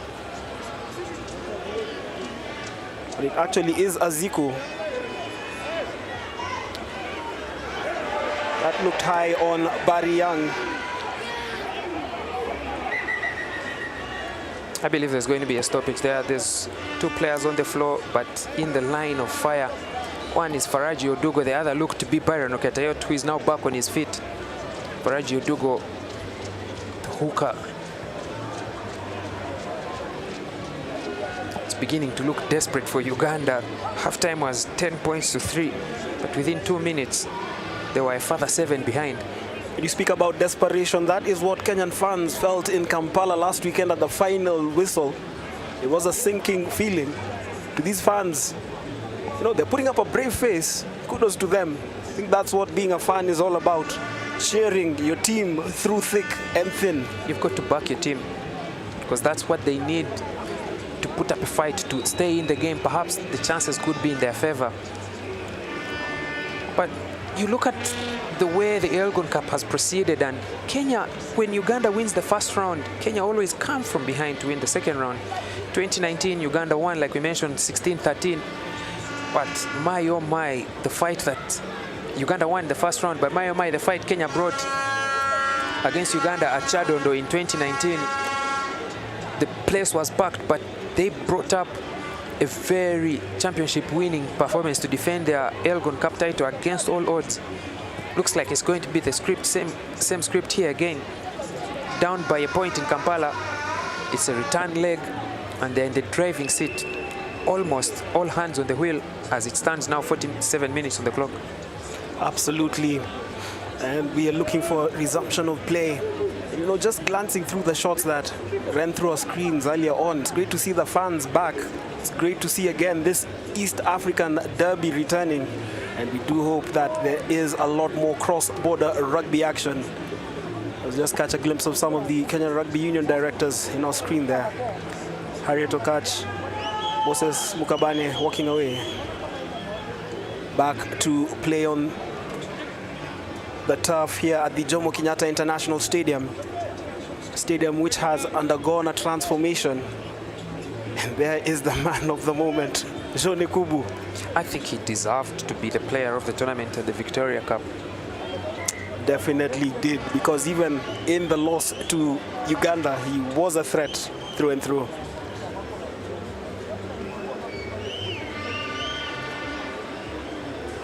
Uganda will need to find a solution to Johnny Kubu's show and go. That swift change in direction is like a snap of a finger and he's gone. They need to keep a flanker. They need to have a flanker keeping an eye on him at all times. Moses Ziwa, Byron Oketayot, or even the 8th man, Sydney Gungudi, at the back of that scrum. The play will resume with a possession for Uganda. But they need to respond as quickly as possible before this game runs out of their grasp.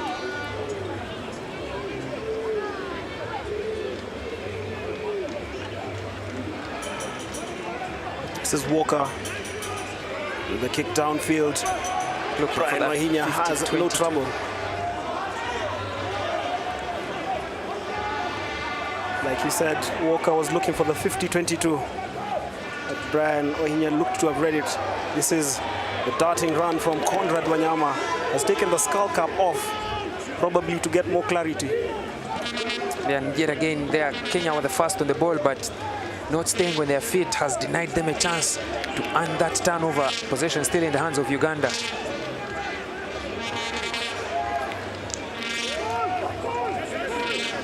Oketayot. Now Wanyama.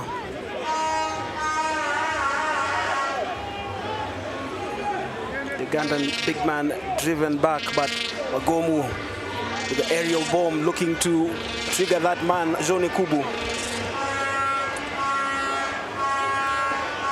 That was a good kick, ensuring that it is just outside the 22, so Kubu can't call for the mark.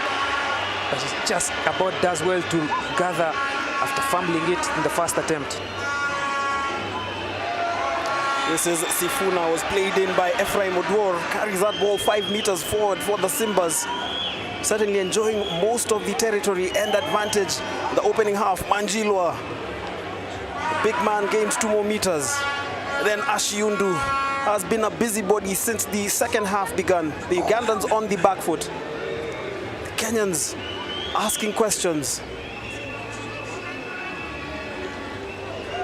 Misoga.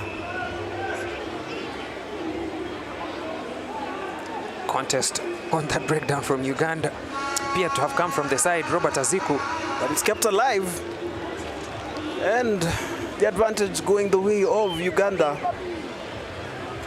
Uganda have decided that the response to this rampaging attack from Kenya is by hitting those breakdowns, hitting those racks, and they're being led by the tight 5. Robert Aziku there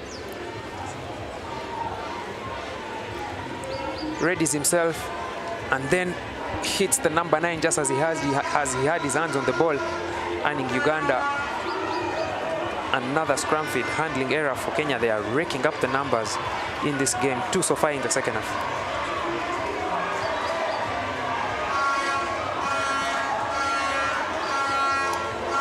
As the fans now begin to find their voice, the vuvuzelas are a Ugandan instrument that they carry all across the continent. Honest, I last checked, they were South African. Yeah, but the Ugandan fans have borrowed it and run away with it. Anyway, play continues. That handling error from Liam Walker. Will it be called? He is being robbed of the ball.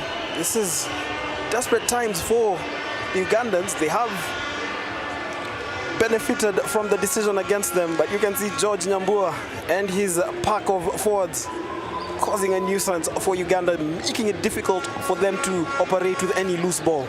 Tackler did release there. Timothy Chisiga was very smart after that. Fumbled offload by Liam Walker. Wahinya is sure into the ground. Wahinya is sure that reception. Then that pass to Mutsami, bringing in Elkins Musonya. These two played together at the Impala RFC club. And then that is the Kakamega High School alumnus, Derika Shiundu. But again, loses the ball. Kenya again losing possession. Mike Okorach, with that turnover, he has that experience from the short code of the Sevens game. He's on his feet, releases, but just about, not much daylight, but just about enough in the eyes of Talent Gandiwa to award that turnover and penalty. Liam Walker, again unable to find touch. The kicking solutions for Uganda appear to not be working. Have another option in Joseph Aredo on the bench. Will there be a reverse sub for Ivan Magomu, for Liam Walker rather, so that can have two playmakers on the pitch with Ivan Magomu and Liam Walker? We wait and see. Well, that's a decent kick from Ivan Magomu, but boots it straight into touch. Booted it straight into touch. You could see his intent. Liam Walker, 2 kicks off the penalty, does not find touch. Ivan Magomu takes over kicking duties, looking for that 50-22, overhits it into touch. We said that the kickers would be very instrumental in today's game, and Ugandans are not giving their teammates a chance off the boot. Yeah, Joseph Aredo on Joseph Aredo on for Alhaji Manano, because there needs to be a solution to these kicking wars for Uganda. Very, very timely change for Uganda there. They'll have to be useful with ball in hand. They'll have to find themselves in possession, which they are not, as that is Ibrahim Ayo setting off another Kenyan attack. Eugene Sifuna. The Kenyans are knocking on the Ugandans' door. Paul Mutsami making a nuisance of himself. He is on the floor 5 meters from the try line. Nyambua, strong legs from the Kenyan captain, presents the ball. The try line is in sight. Elkins Musonye. So he's calling rugby's played on, it's on your feet, and unfortunately there, Elkins Musonye made one too many movements on his knees. That's going to be a penalty for Uganda. Too eager to get over the whitewash. Were not aware that the referee had not called that try. Another penalty for Uganda, does not find touch. Brad Wahinya has not been troubled by any of the kicks from the Ugandans. The kickers are not good enough today, unfortunately. Joel Nzuga with a rare handling error.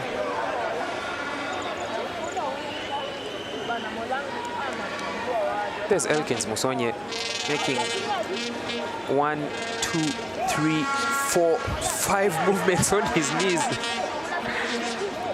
Doesn't pass for rugby, that movement by Elkins Musonye. You only allowed 1 movement, and then you can turn and present the ball or stretch and score the try. Not 5 movements on your knees there, Musonye, unfortunately. Milking it in pursuit of his second try. Perhaps where things are working well for Uganda is in the scrum feed. On their ball, they've not been able to lose a single scrum. Their backliners, their kickers need to do better. Maybe this is where Joseph Aredo off the bench comes in, but where will he be deployed? At the wing? Does he go to fullback and Timothy Chisiga goes to the wing? We will see the shape of this playing field once we get a wide angle. Remember, Joseph Aredo has also played his club rugby in Kenya with Kenya Harlequin, and is familiar with a lot of players on the Kenyan side. Director, wide angle, please.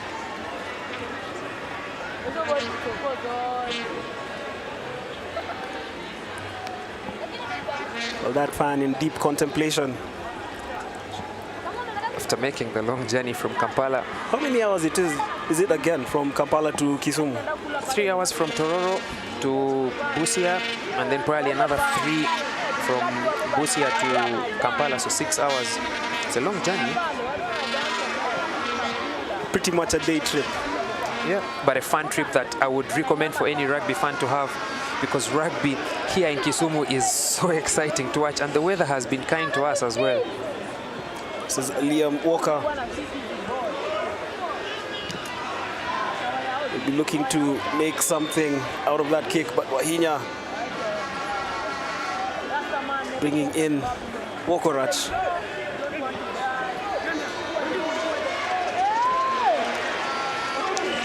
It was Derek Ashiundu just slowing down the progress of Kisiga. Ugandans moving forward. That was Ziwa. Walker. Uganda have the advantage as well there. This is Magomu dancing in the middle of the park. Uhuru getting into fisticuffs there with Ayo. There's Joseph Aredo, well aware that Uganda has the free play.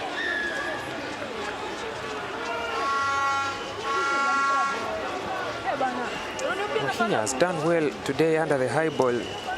A huge improvement from how he did in Kampala and Gwakiso during the Victoria Cup. Indeed, he has been an assured presence at number 15. This is Walker. I think Timothy Chiga is at the wing, and then Joseph Aredo at 15.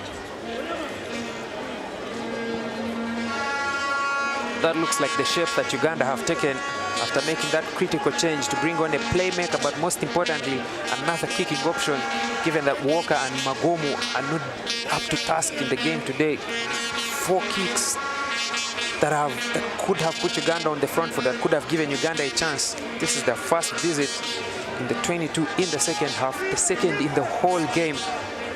The kickers play an instrumental role in ensuring that Uganda get into that zone. This is Ibrahim Ayo. Kenyans have forced the turnover.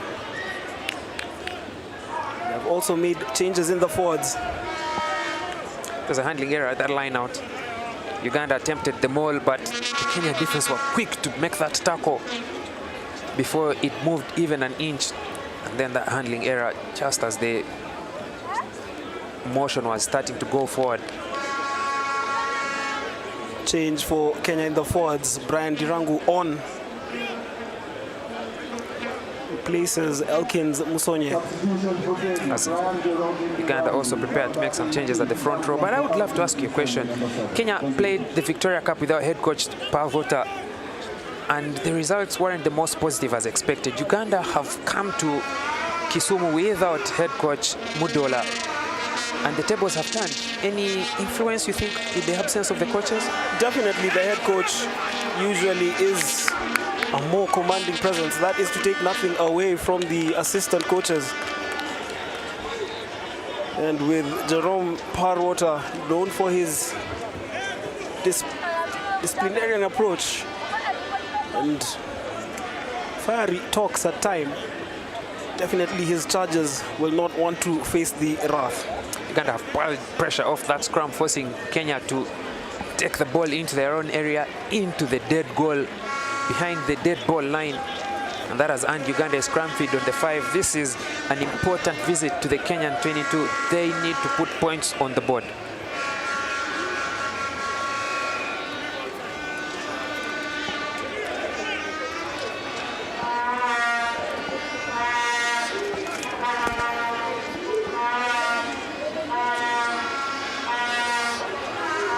Everything from this scrum feed will be vital. Will they want to walk it home? That looks like the intent early on. Yaman looks to his blind side. This is Kisiga. Runs into the twin towers of Nyambua and Ashiundu. It's still Ugandan ball. Senteza.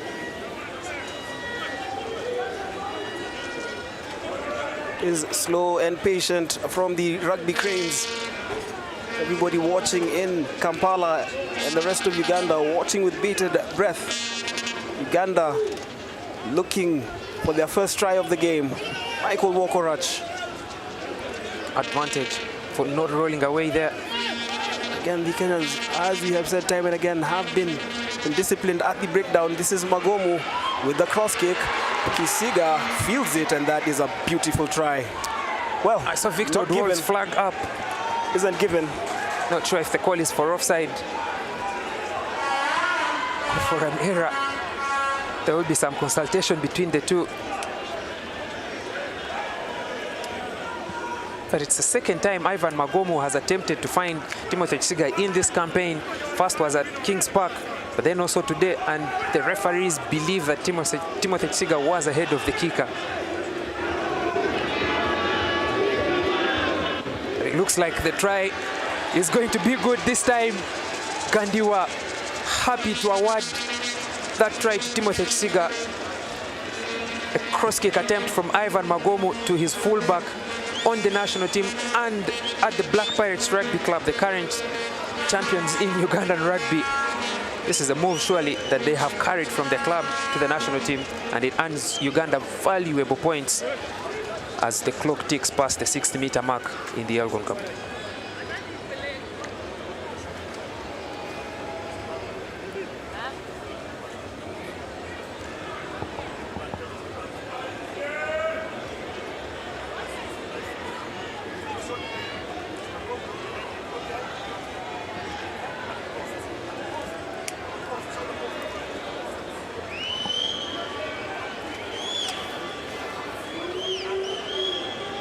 Walker.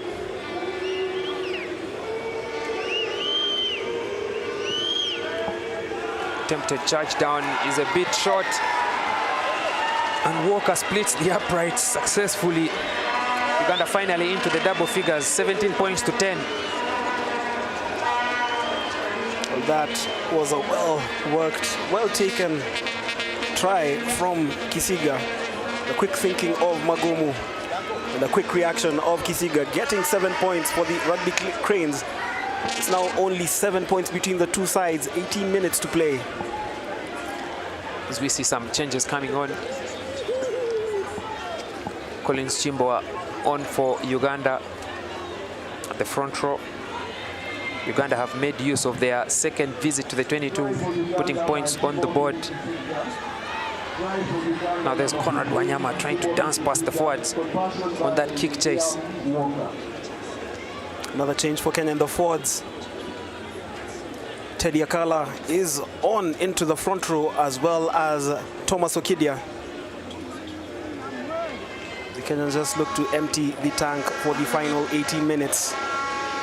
It's shaping up to be a close encounter like we had just on Sunday in Wakiso at Kings Park.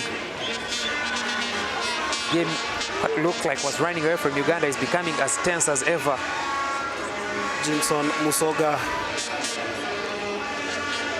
as Barry Young calls for reinforcements, come in, and then Okidia loses that ball. Another unforced error. That attempted pass, that long pass by Johnny Kubu, put TJ in a very precarious situation with Byron Oketayot's shoulder inside his ribs, and he loses that ball forward. And there's that replacement hooker, Nathan Bwambali, on for Faraji Odugo, appeared to have been hurt, but had done his part, to be honest. 60 minutes played at the front row, and Uganda have only Santos Senteza left from those that started.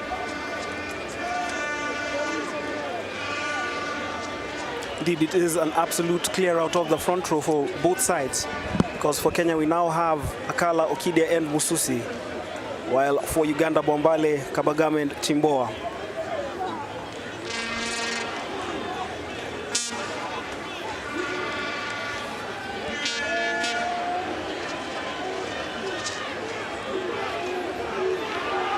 So dominant scrum from Uganda, and they have the advantage. Yama delivering that ball under pressure. Liam Walker looking to punish the Kenyans with those territorial kicks. A bit of credit to both parks, to be honest. This is the first scrum penalty that we have seen in the game, and it has come in the 64th minute. they've been playing clean and good rugby in the set pieces today. But do you also think the playing conditions have something to do with that? Remember, the conditions in Kampala, soggy. We did have wet weather as well. Obviously, that would lead to erratic rugby. Without a doubt. So we're here, and it is Liam Walker with a kick at goal. He was the hero for the Ugandans last Sunday.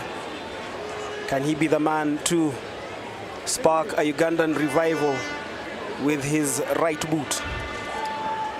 Liam Walker appears to have cleaned up his poor start off the boat.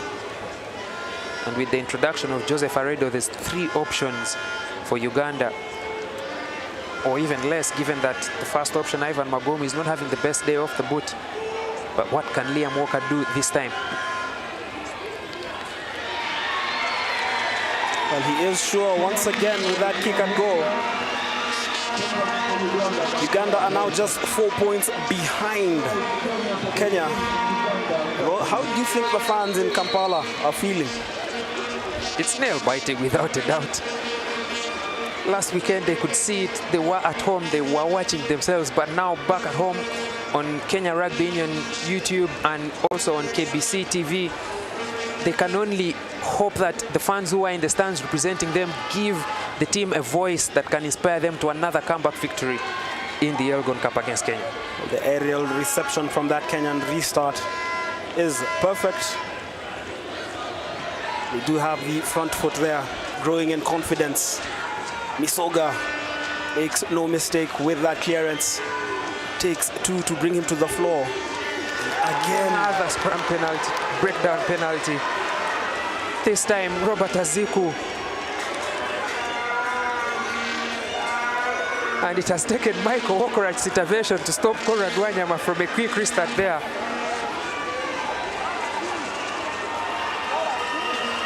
Timothy Chisiga saying to Joseph Aredo, we're 4 points behind, we need a try. But Joseph Aredo there telling him that let's close the gap to just 1 point if the kick is successful. Remember, if this kick is successful, it ties the Elgon Cup scores on aggregate. It will be 37 all. All to play for? All to play for.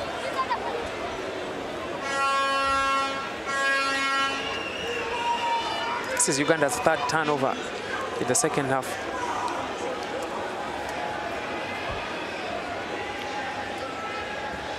Liam Walker this time closer to the halfway line, about 45 meters from the uprights.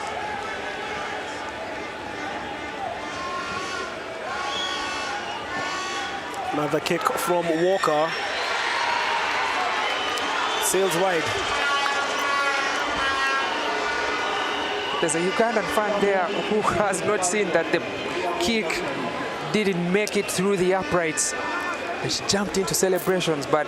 And honest, I must tell you that the final 12 minutes are everything. I do expect all sides to go all out. Hammer and tongs, throwing the kitchen sink.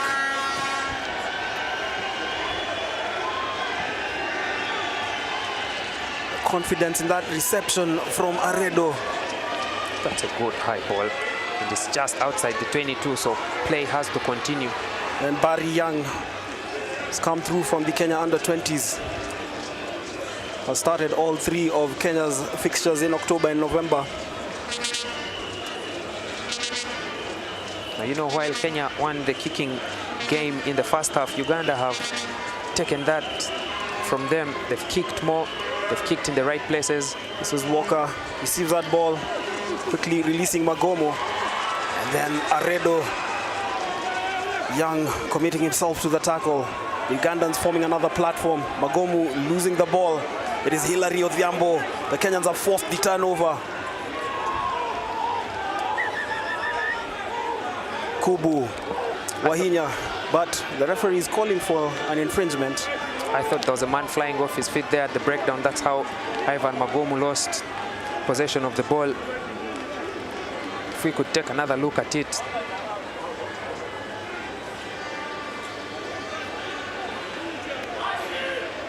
This Conrad Wanyama, they are getting cleaned off the breakdown. By Peter Waitere, another second half replacement for the Simbas.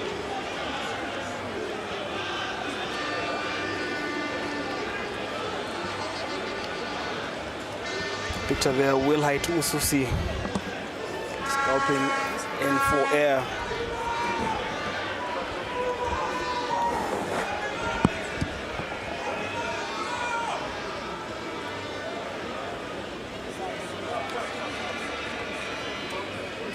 Nyama back on his feet as the floodlights turn on. The cloud cover is slowly gathering over the clear Kisumu skies. But we shall need just 10 minutes before the conclusion of this match. Talin Gandiwa again asserting his authority as a center referee in this match to the Ugandan leadership. Remember, this is the 29th Elgon Cup match between these two sides from that very first one in 2004. Moses Ziwa's watch is over, and on comes Frank Chidega. And similarly for Conrad Wanyama, he makes way for Nicholas Kato. Nicholas Kato has had a stint in Kenya with Mwamba RFC. And will be looking to inflict pain on Kenya heading into the final moments of the match. Just looking at previous Elgon Cup titles, Kenya have won 12, Uganda 3. Uganda in pursuit of their 4th. Kenya in pursuit of title number 13. Jomo Kubu. Ball is fielded.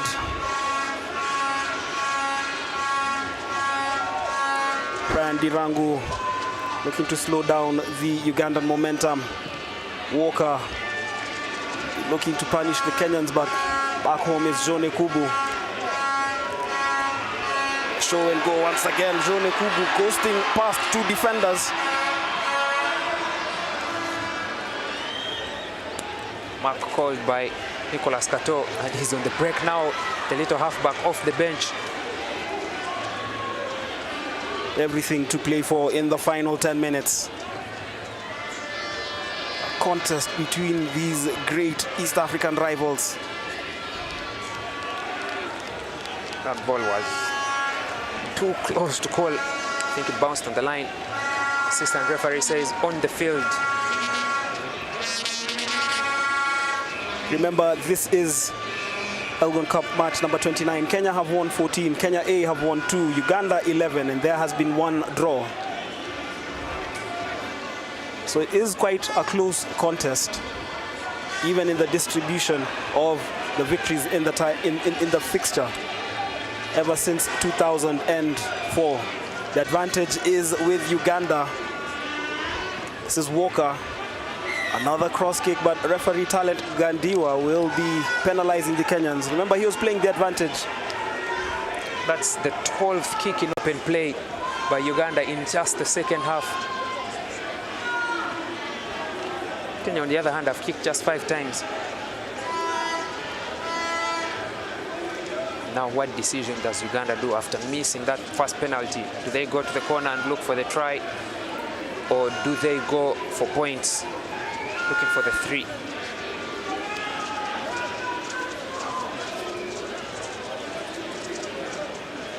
There's the kicking tee is on. And Liam Walker will be having another shot at goal.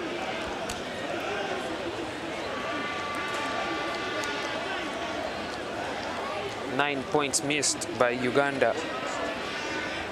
So far, they trail by 4 points. Just 10 minutes on the clock. This attempt by Liam Walker. If anything, it should add more energy into the Ugandans in their attempted comeback, or it will blow all the steam out of their ship as they look to reclaim the Elgon Cup after nearly 10 years.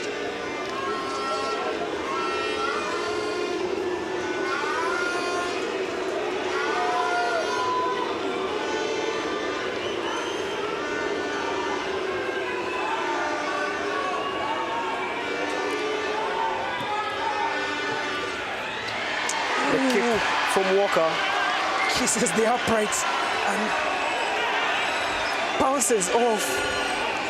Liam Walker's second attempt for points is unsuccessful, and Uganda still trail by 4 points. Fine margins. Absolutely exactly what the Elgon Cup is made of. We have certainly missed these moments. For sure.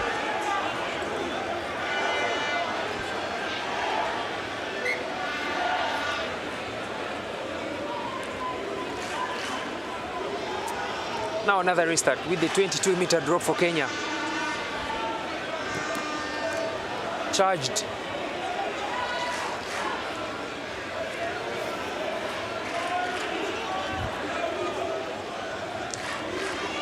It is Uganda in the ascendancy heading into these final moments. And for the Kenyans, really, there has to be game management.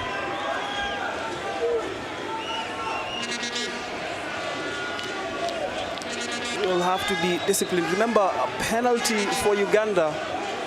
Oh, strong contest from Kenya at that breakdown. Isoga carries that ball over the halfway line. Kenya in a rare moment of possession after being on the back foot for close to the last 15 minutes. This is Walker.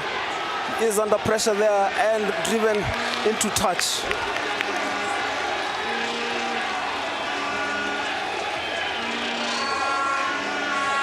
The momentum shifted now back to Kenya's hands.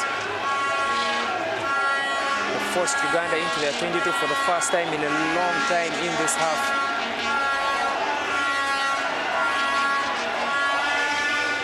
Teddy Akala on as a replacement for Eugene Sifuna. The delivery to Hilary Odhiambo, the Kenyans driving forward, but once again another decision against Kenya. Uganda very smart at that line out. They choose not to contest, and Kenya looking for that driving maul turns into obstruction once the ball was transferred. But the decision is against them on that free kick.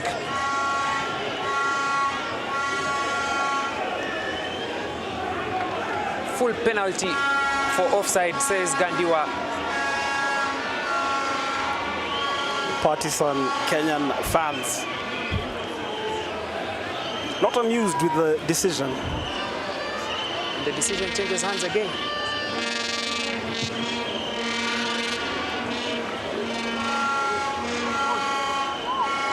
Well, indeed, the decision has changed hands again. This is a big kick for Kenya and for Jomo Kubu.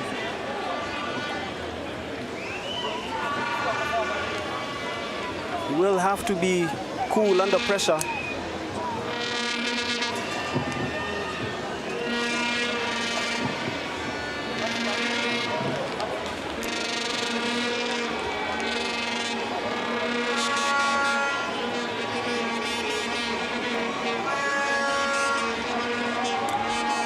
Jomo Kubu's second kick for points in the match. Come on, JK, come on! Jomo Kubu kicks at goal. Takes the score to 20-13. Kenyans restore their 7-point lead against Uganda. 6 minutes to go here in Kisumu. 7-point lead. Uganda have one objective: score and convert the try, or the Elgon Cup is gone. It's just a try gives them 5 points, and they will be 2 behind Kenya. Every hint of possession for either team will be crucial. This is a Brian Dirangu. Brian Wahinya. Kick downfield. Chases on. Joel Nzuga. Timothy Tsiga gets there before him.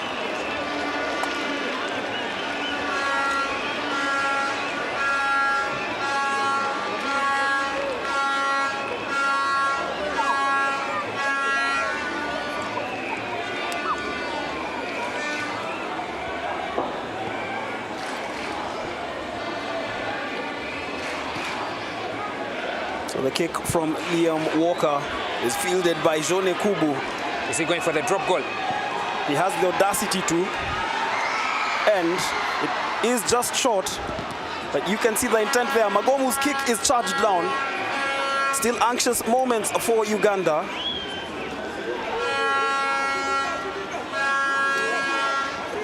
There's Julius Opio at the bottom there. Nicholas Kato, again his kick is charged down, Barry Young, and now Hilary Odhiambo. The try line is in sight. And the penalty against the Kenyans once again for their signature indiscretion, Ernest. Kenya caught offside yet again. Uganda living dangerously in their own red zone. Remember this match, carbon copy of last week. Uganda trailed until the very last minute before Liam Walker's kick won it for them. Kenyans Not the best of kicks from Liam Walker again. benefiting from that error, really, the Kenyans. But away from that erratic kick, I do think that Liam Walker has been clinical with the boot, whether in pursuit of territory or points. It's been hot and cold, to be honest. The standard is very high, so should be better off the boat. Joseph Aredo, who is another kicking option, has not had a single chance at it. So maybe the hierarchy of kicking in this team is Ivan Magomu, Liam Walker, and until Liam Walker can't kick anymore, that's how it will stay. This is Nicholas Kato, Liam Walker, Magomu as the Ugandans look to exit their 22. Nzuga making life difficult for Sembusi. Knock on. There's a knock on there. Touch the ball on the floor there. But let's see what Talent Gandiwa calls. The match looks like it's going to end the way it started, with some players checking the strength of their collars. The Ugandan fans watching on the proceedings. Apart from the three Kenya players at the front there and a couple of others, almost everyone appears to have joined in on this merrymaking, I should say. Aaron Oketayot, the main character from Uganda, and Misoga from Kenya.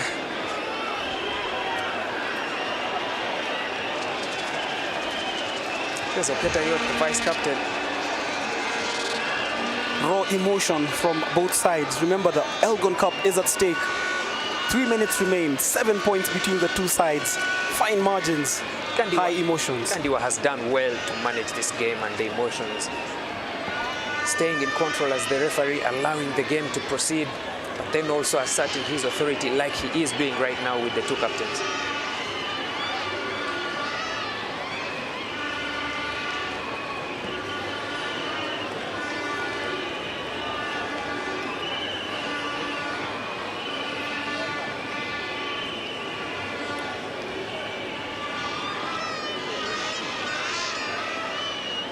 This looks like the second time Nyambua has lost the hearing in the courts of law to Ivan Magomu. Kandiwa is saying that Motsami yet again is starting a fracas off the ball like he did in the first half.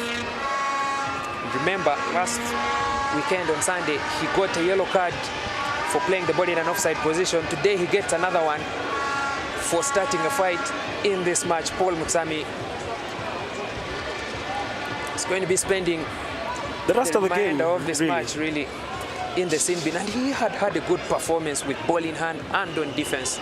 It's a shame that it has ended like this for him.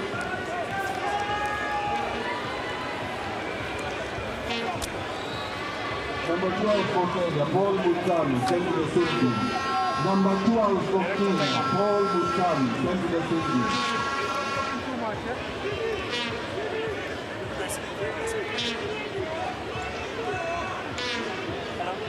The timer. The clock is starting. That is Ndirangu. Plays it downfield to Wahinya. And then Ashiundu shrugging off another tackle. Bryson Adaka. Kenyans presenting the ball on the floor. Barry Young, Misoga, Kubu. That delivery is fumbled. Possession is lost. Uganda with the advantage. And 2 minutes to play for. The ball is being contested for on the halfway line. High drama here in Kisumu.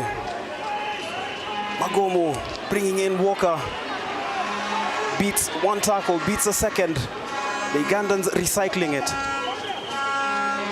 Telling you the anxiety in the stadium is for everyone to feel. Redo, Magomu looking to release. Chisiga, inside pass.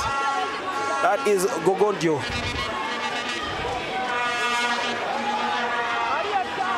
Uhuru. The Kenyans defending desperately. Another cross kick from Magomu. But this time round, Wahinya, the desperate clearance, actually snuffing out that attack. We're into the final seconds of the match, Ernest. It is malaria time. What a tense finale to this game. Johnny Kubu will be looking to clear from the goal line as far away from his try area as he can. Uganda know they need to score and then convert. Anything short of that, Kenya will defend the Elgon Cup for the umpteenth time.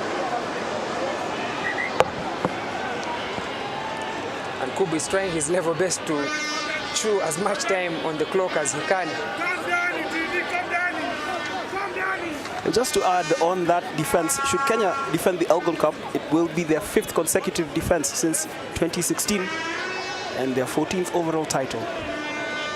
The Ugandans, remember, going in pursuit of their 4th overall Elgon Cup title. As much as it is a rugby rivalry, to be honest, on paper, in the statistics, it's been a one-sided affair between Uganda and Kenya in all rugby matters, I should say. Especially here in the Elgon Cup, Uganda looked like finally they had got the chance. An under-strength Kenya team, both of them are rebuilding. First round goes in their favor.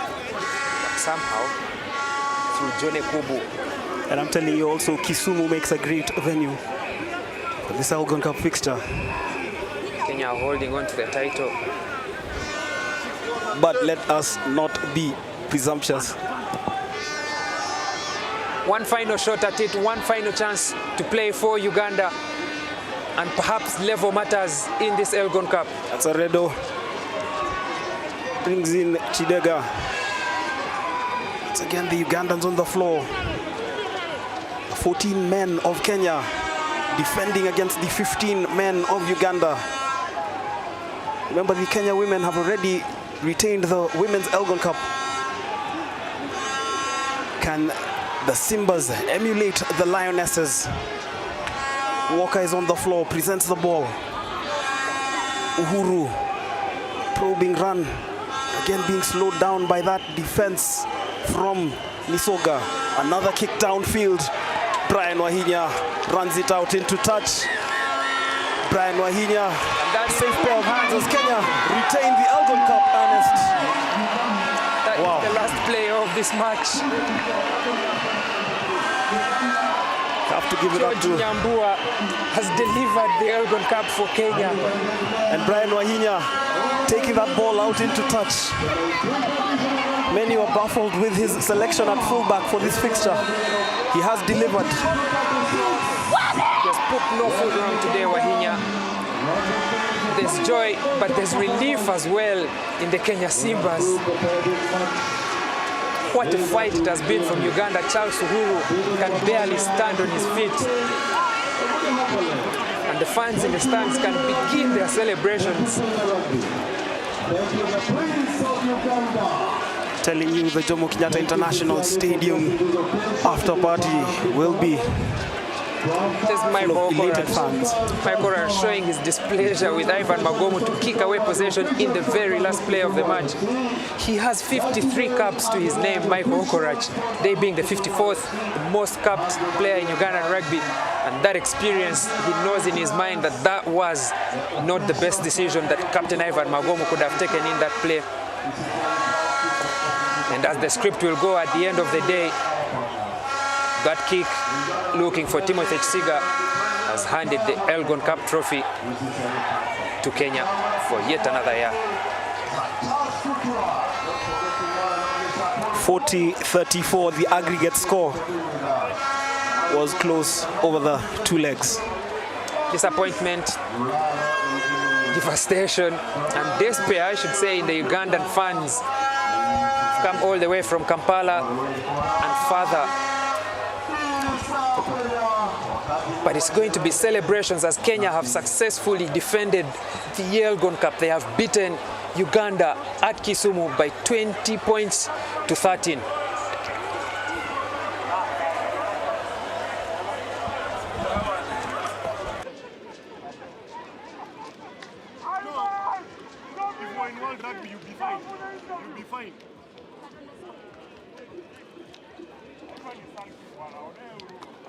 Wow, while we try and catch our breaths here, what a second half it was that came to life. Mouth-watering rugby from both sides. Kenya just edging it there, 2013, to not only win the match, but to win the Elgon Cup 2023.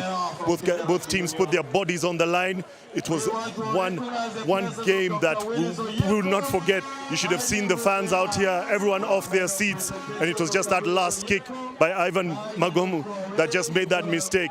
We saw earlier on as the women, Kenya Lionesses, beat the Uganda ladies 87-3. So it's been a really good weekend for Kenya, and the fans are in jubilation as we wait and we see in the background the fans and the players congratulating each other as we wait for the captains to come in and have a word and tell us their thoughts on today's game.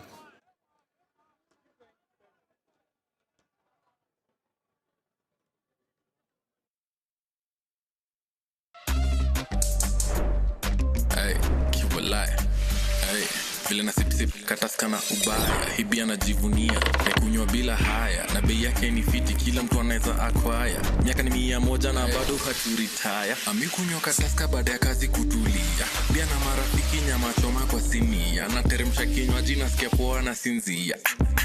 Hii feeling joy inavutia, taska ni cool, akiwa layo shatujua, basi weka mkono juu. As we see the fans in jubilation and the players coming off, I've got Uganda captain Ivan Magomu. Ivan, tough.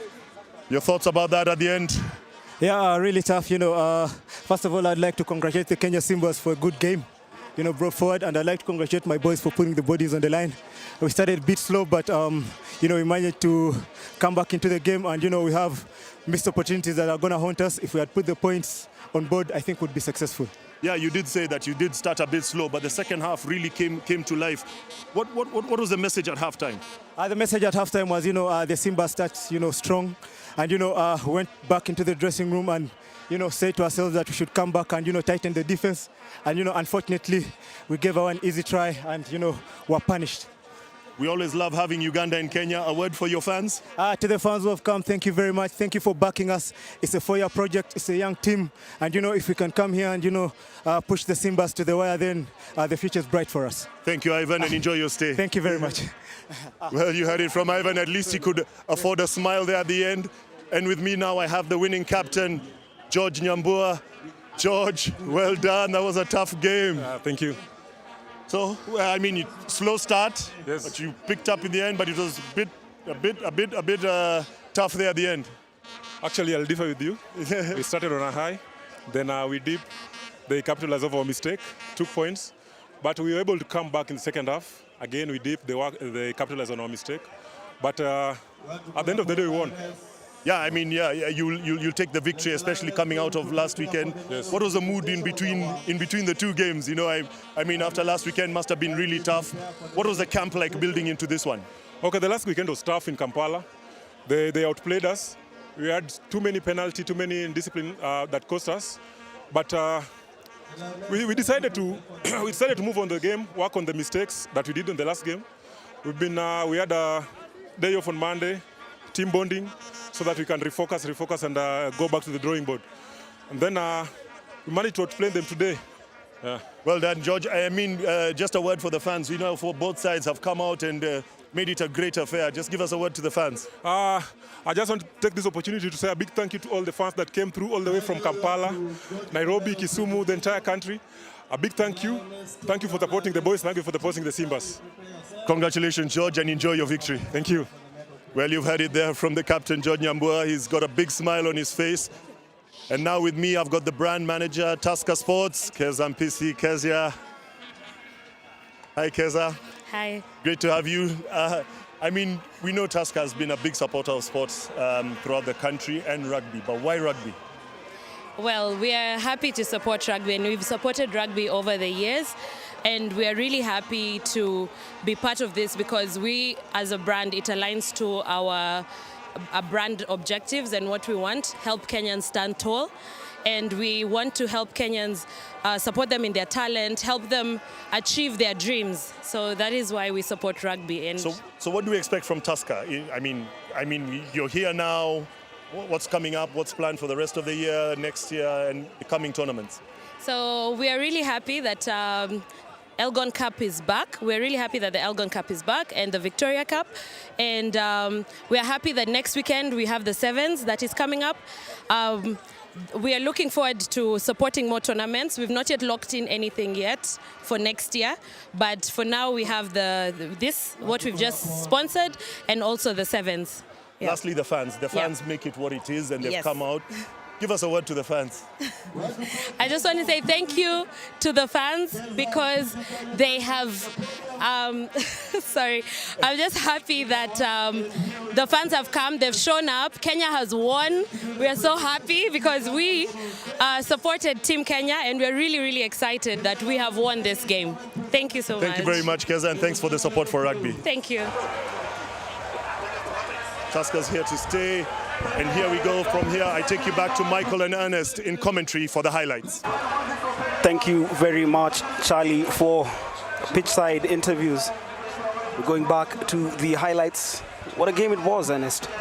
Yeah, first off, on the boat was that kick by Johnny Kubu. And then Elkins Musonya's Kenya looked like they were in the driving seat. Getting off that, and of course some trash talking from Musonya as well. Getting off to a strong start, Uganda holding on for just about 10 minutes, but not much long after that. A quick lead at 10 points to nil. And then, for now, we shift back to the trophy presentation pitch side as the Kenya Lionesses and the Kenya Simbas shape up to receive their Elgon Cup trophies.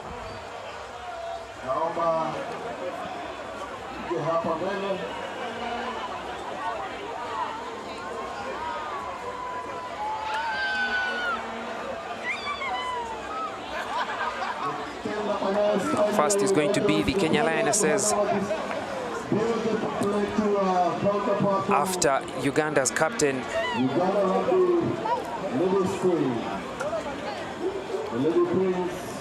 that's Asha Nachitio for Uganda and Enid Ouma for Kenya.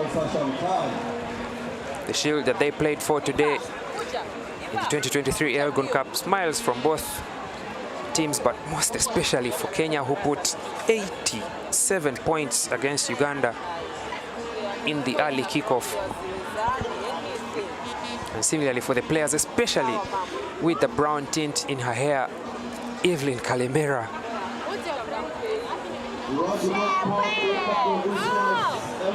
Kalemera is 29 years old. Made her debut in 2019, but my oh my, she came so quickly and left the stage so quickly, but what an impact she has had at that front row for the Kenya Lionesses. And it's always great to celebrate players during the playing days and when they make the decision to leave the game. One of the lessons from Kalemera there is that it's never too late to learn to start to play the game of rugby. Made her debut in 2019. 4 years later, she has called it quits, but a very successful career for her.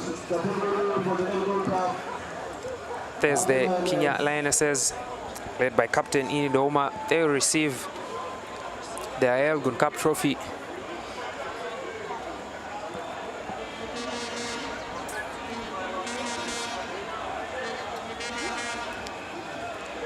And Enid Ouma, after a successful campaign in 2023, has added a trophy to the Kenya Lionesses cabinet. The Lionesses are the 2023 Elgon Cup champions. having beaten Uganda and posting the biggest result that has ever been seen between these two nations, 87 points to 3 here at the Kenyatta International Stadium in Kisumu. Celebrations galore for the Kenya Lionesses. They are deserving champions of the Elgon Cup trophy, and what a way to sign out from active rugby for Kalemera. The director of the hospital.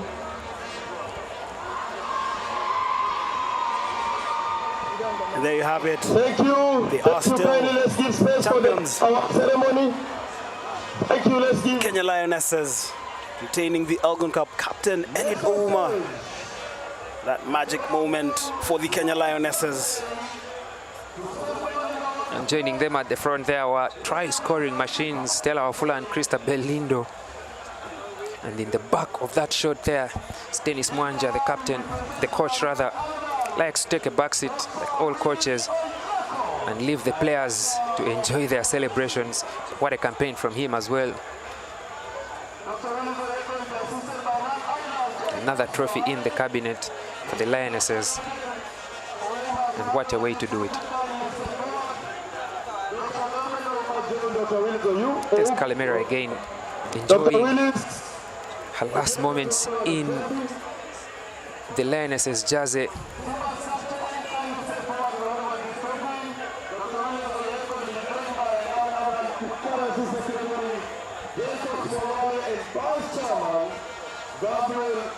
Sasha Mutai there, joined by his counterpart from Uganda, Godwin Kayange, the rugby union president.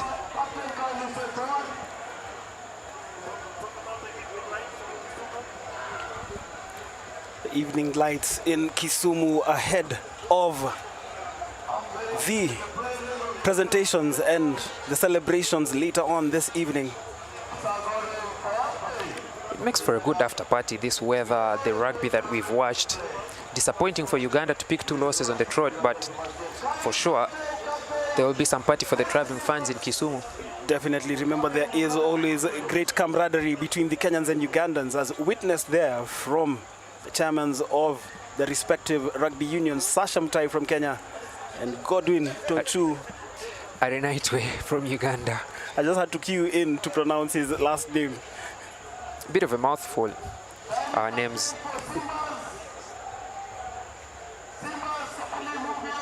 This exciting tournament was brought to you by Kenya Rugby Union in partnership with the East African Breweries and that iconic brand in Tuskalaga. A brand that has been in existence since 1922. The Elgon Cup, on the other hand, been in existence since 2004.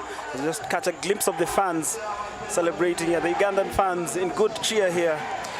They like a party, Ugandan fans. Win or lose, nothing will stop the party, especially, I should say, after making this long journey from across the border. For the men, it's quite disappointing that they were not able to win the game, but for the women, 11 debutants on the team today. A rude awakening to Test rugby, but their first match since last year. But also many positives for both sides. Remember, their first Elgon Cup since the COVID pandemic. Of course, they met last year in the Rugby Africa Cup. That match played in Marseille, France. The Kenyans blowing out the Ugandans on the day. But we're back to playing each other on our home turfs, and the fixtures being a lot more close. The road trips as well, the friendship, the camaraderie. It's exciting. The Elgon Cup, this rivalry between Uganda and Kenya is exciting.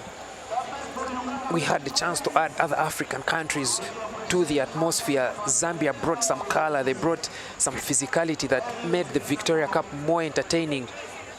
We hope to see more active rugby across the board with the other African nations. Uganda will have some more tests with Tunisia to close out the year. But this is what we need, more test rugby. As the Zambia president said, we will build each other, and this is one of the ways of building each other, through the Elgon Cup, through such tournaments like this. And this is that moment shared between the two captains, Nyambwa and Magomu. Nyambwa getting the better of Magomu overall. But what a gesture from the hosts here. Ivan Magomu receiving that captain's plaque from his counterpart George Nyambua.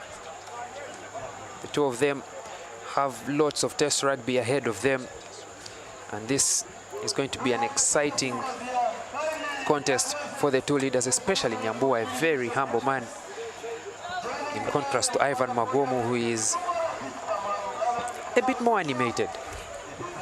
But of course, remember, Magomu is a halfback. Nyambua, a menacing back row. And there's the Lionesses and the Lady Rugby Cranes. Ouma sharing a plaque with Asha Nachitio, the second most capped player in Ugandan history. 24 caps today for Asha, behind Charlotte Mudola.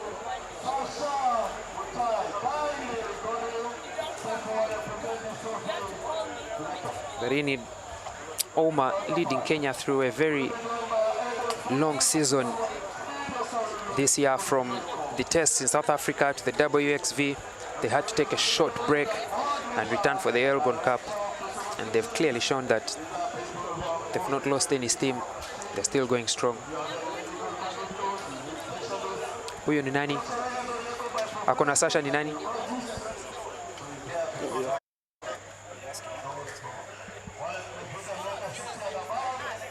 Guys, who's it, Sasha? Who's it, Sasha?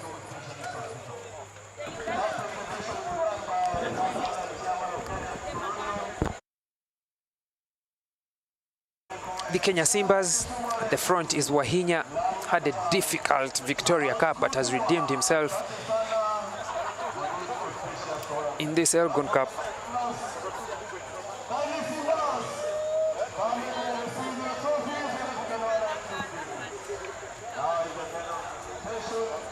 And he will be leading his teammates to receive their trophy. At the back there, Zashiundu and Okidia and Matoka. There's Joel Nzuga, top try scorer from the Victoria Cup. Had a beautiful game today as well in the Elgon Cup. And the man at the back there, Chone Kubu, probably one of the best tries that we shall see in the calendar year.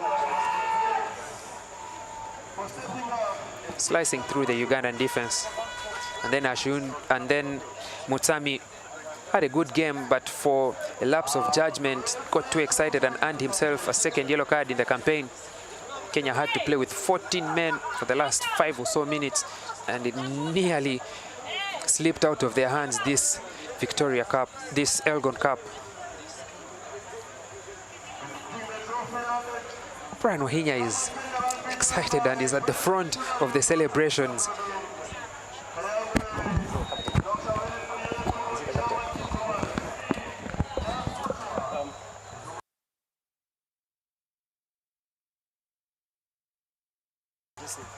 Perhaps Wahinya has been allowed to get to the front of the celebrations because he got a wrapping from the fans on social media.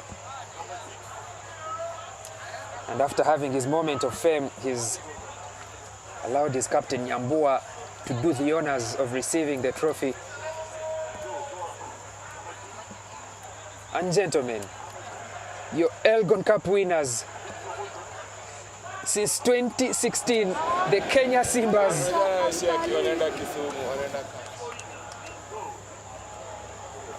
Coming from behind a tough campaign in Kampala, they've defended their crown on home turf at the Jomo Kenyatta International Stadium in Kisumu.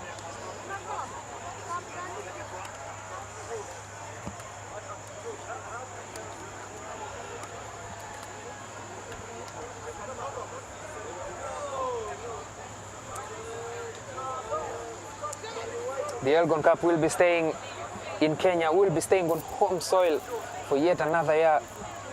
The first time we've had this tournament since 2019. We're hoping to return next year and for many more years to come. The 50th meeting between the two countries, and Kenya taking the trophy home. We would like to thank everybody that has joined us here in Kisumu. on Kenya Rugby Union YouTube, on KCB TV, in this broadcast of the Elgon Cup.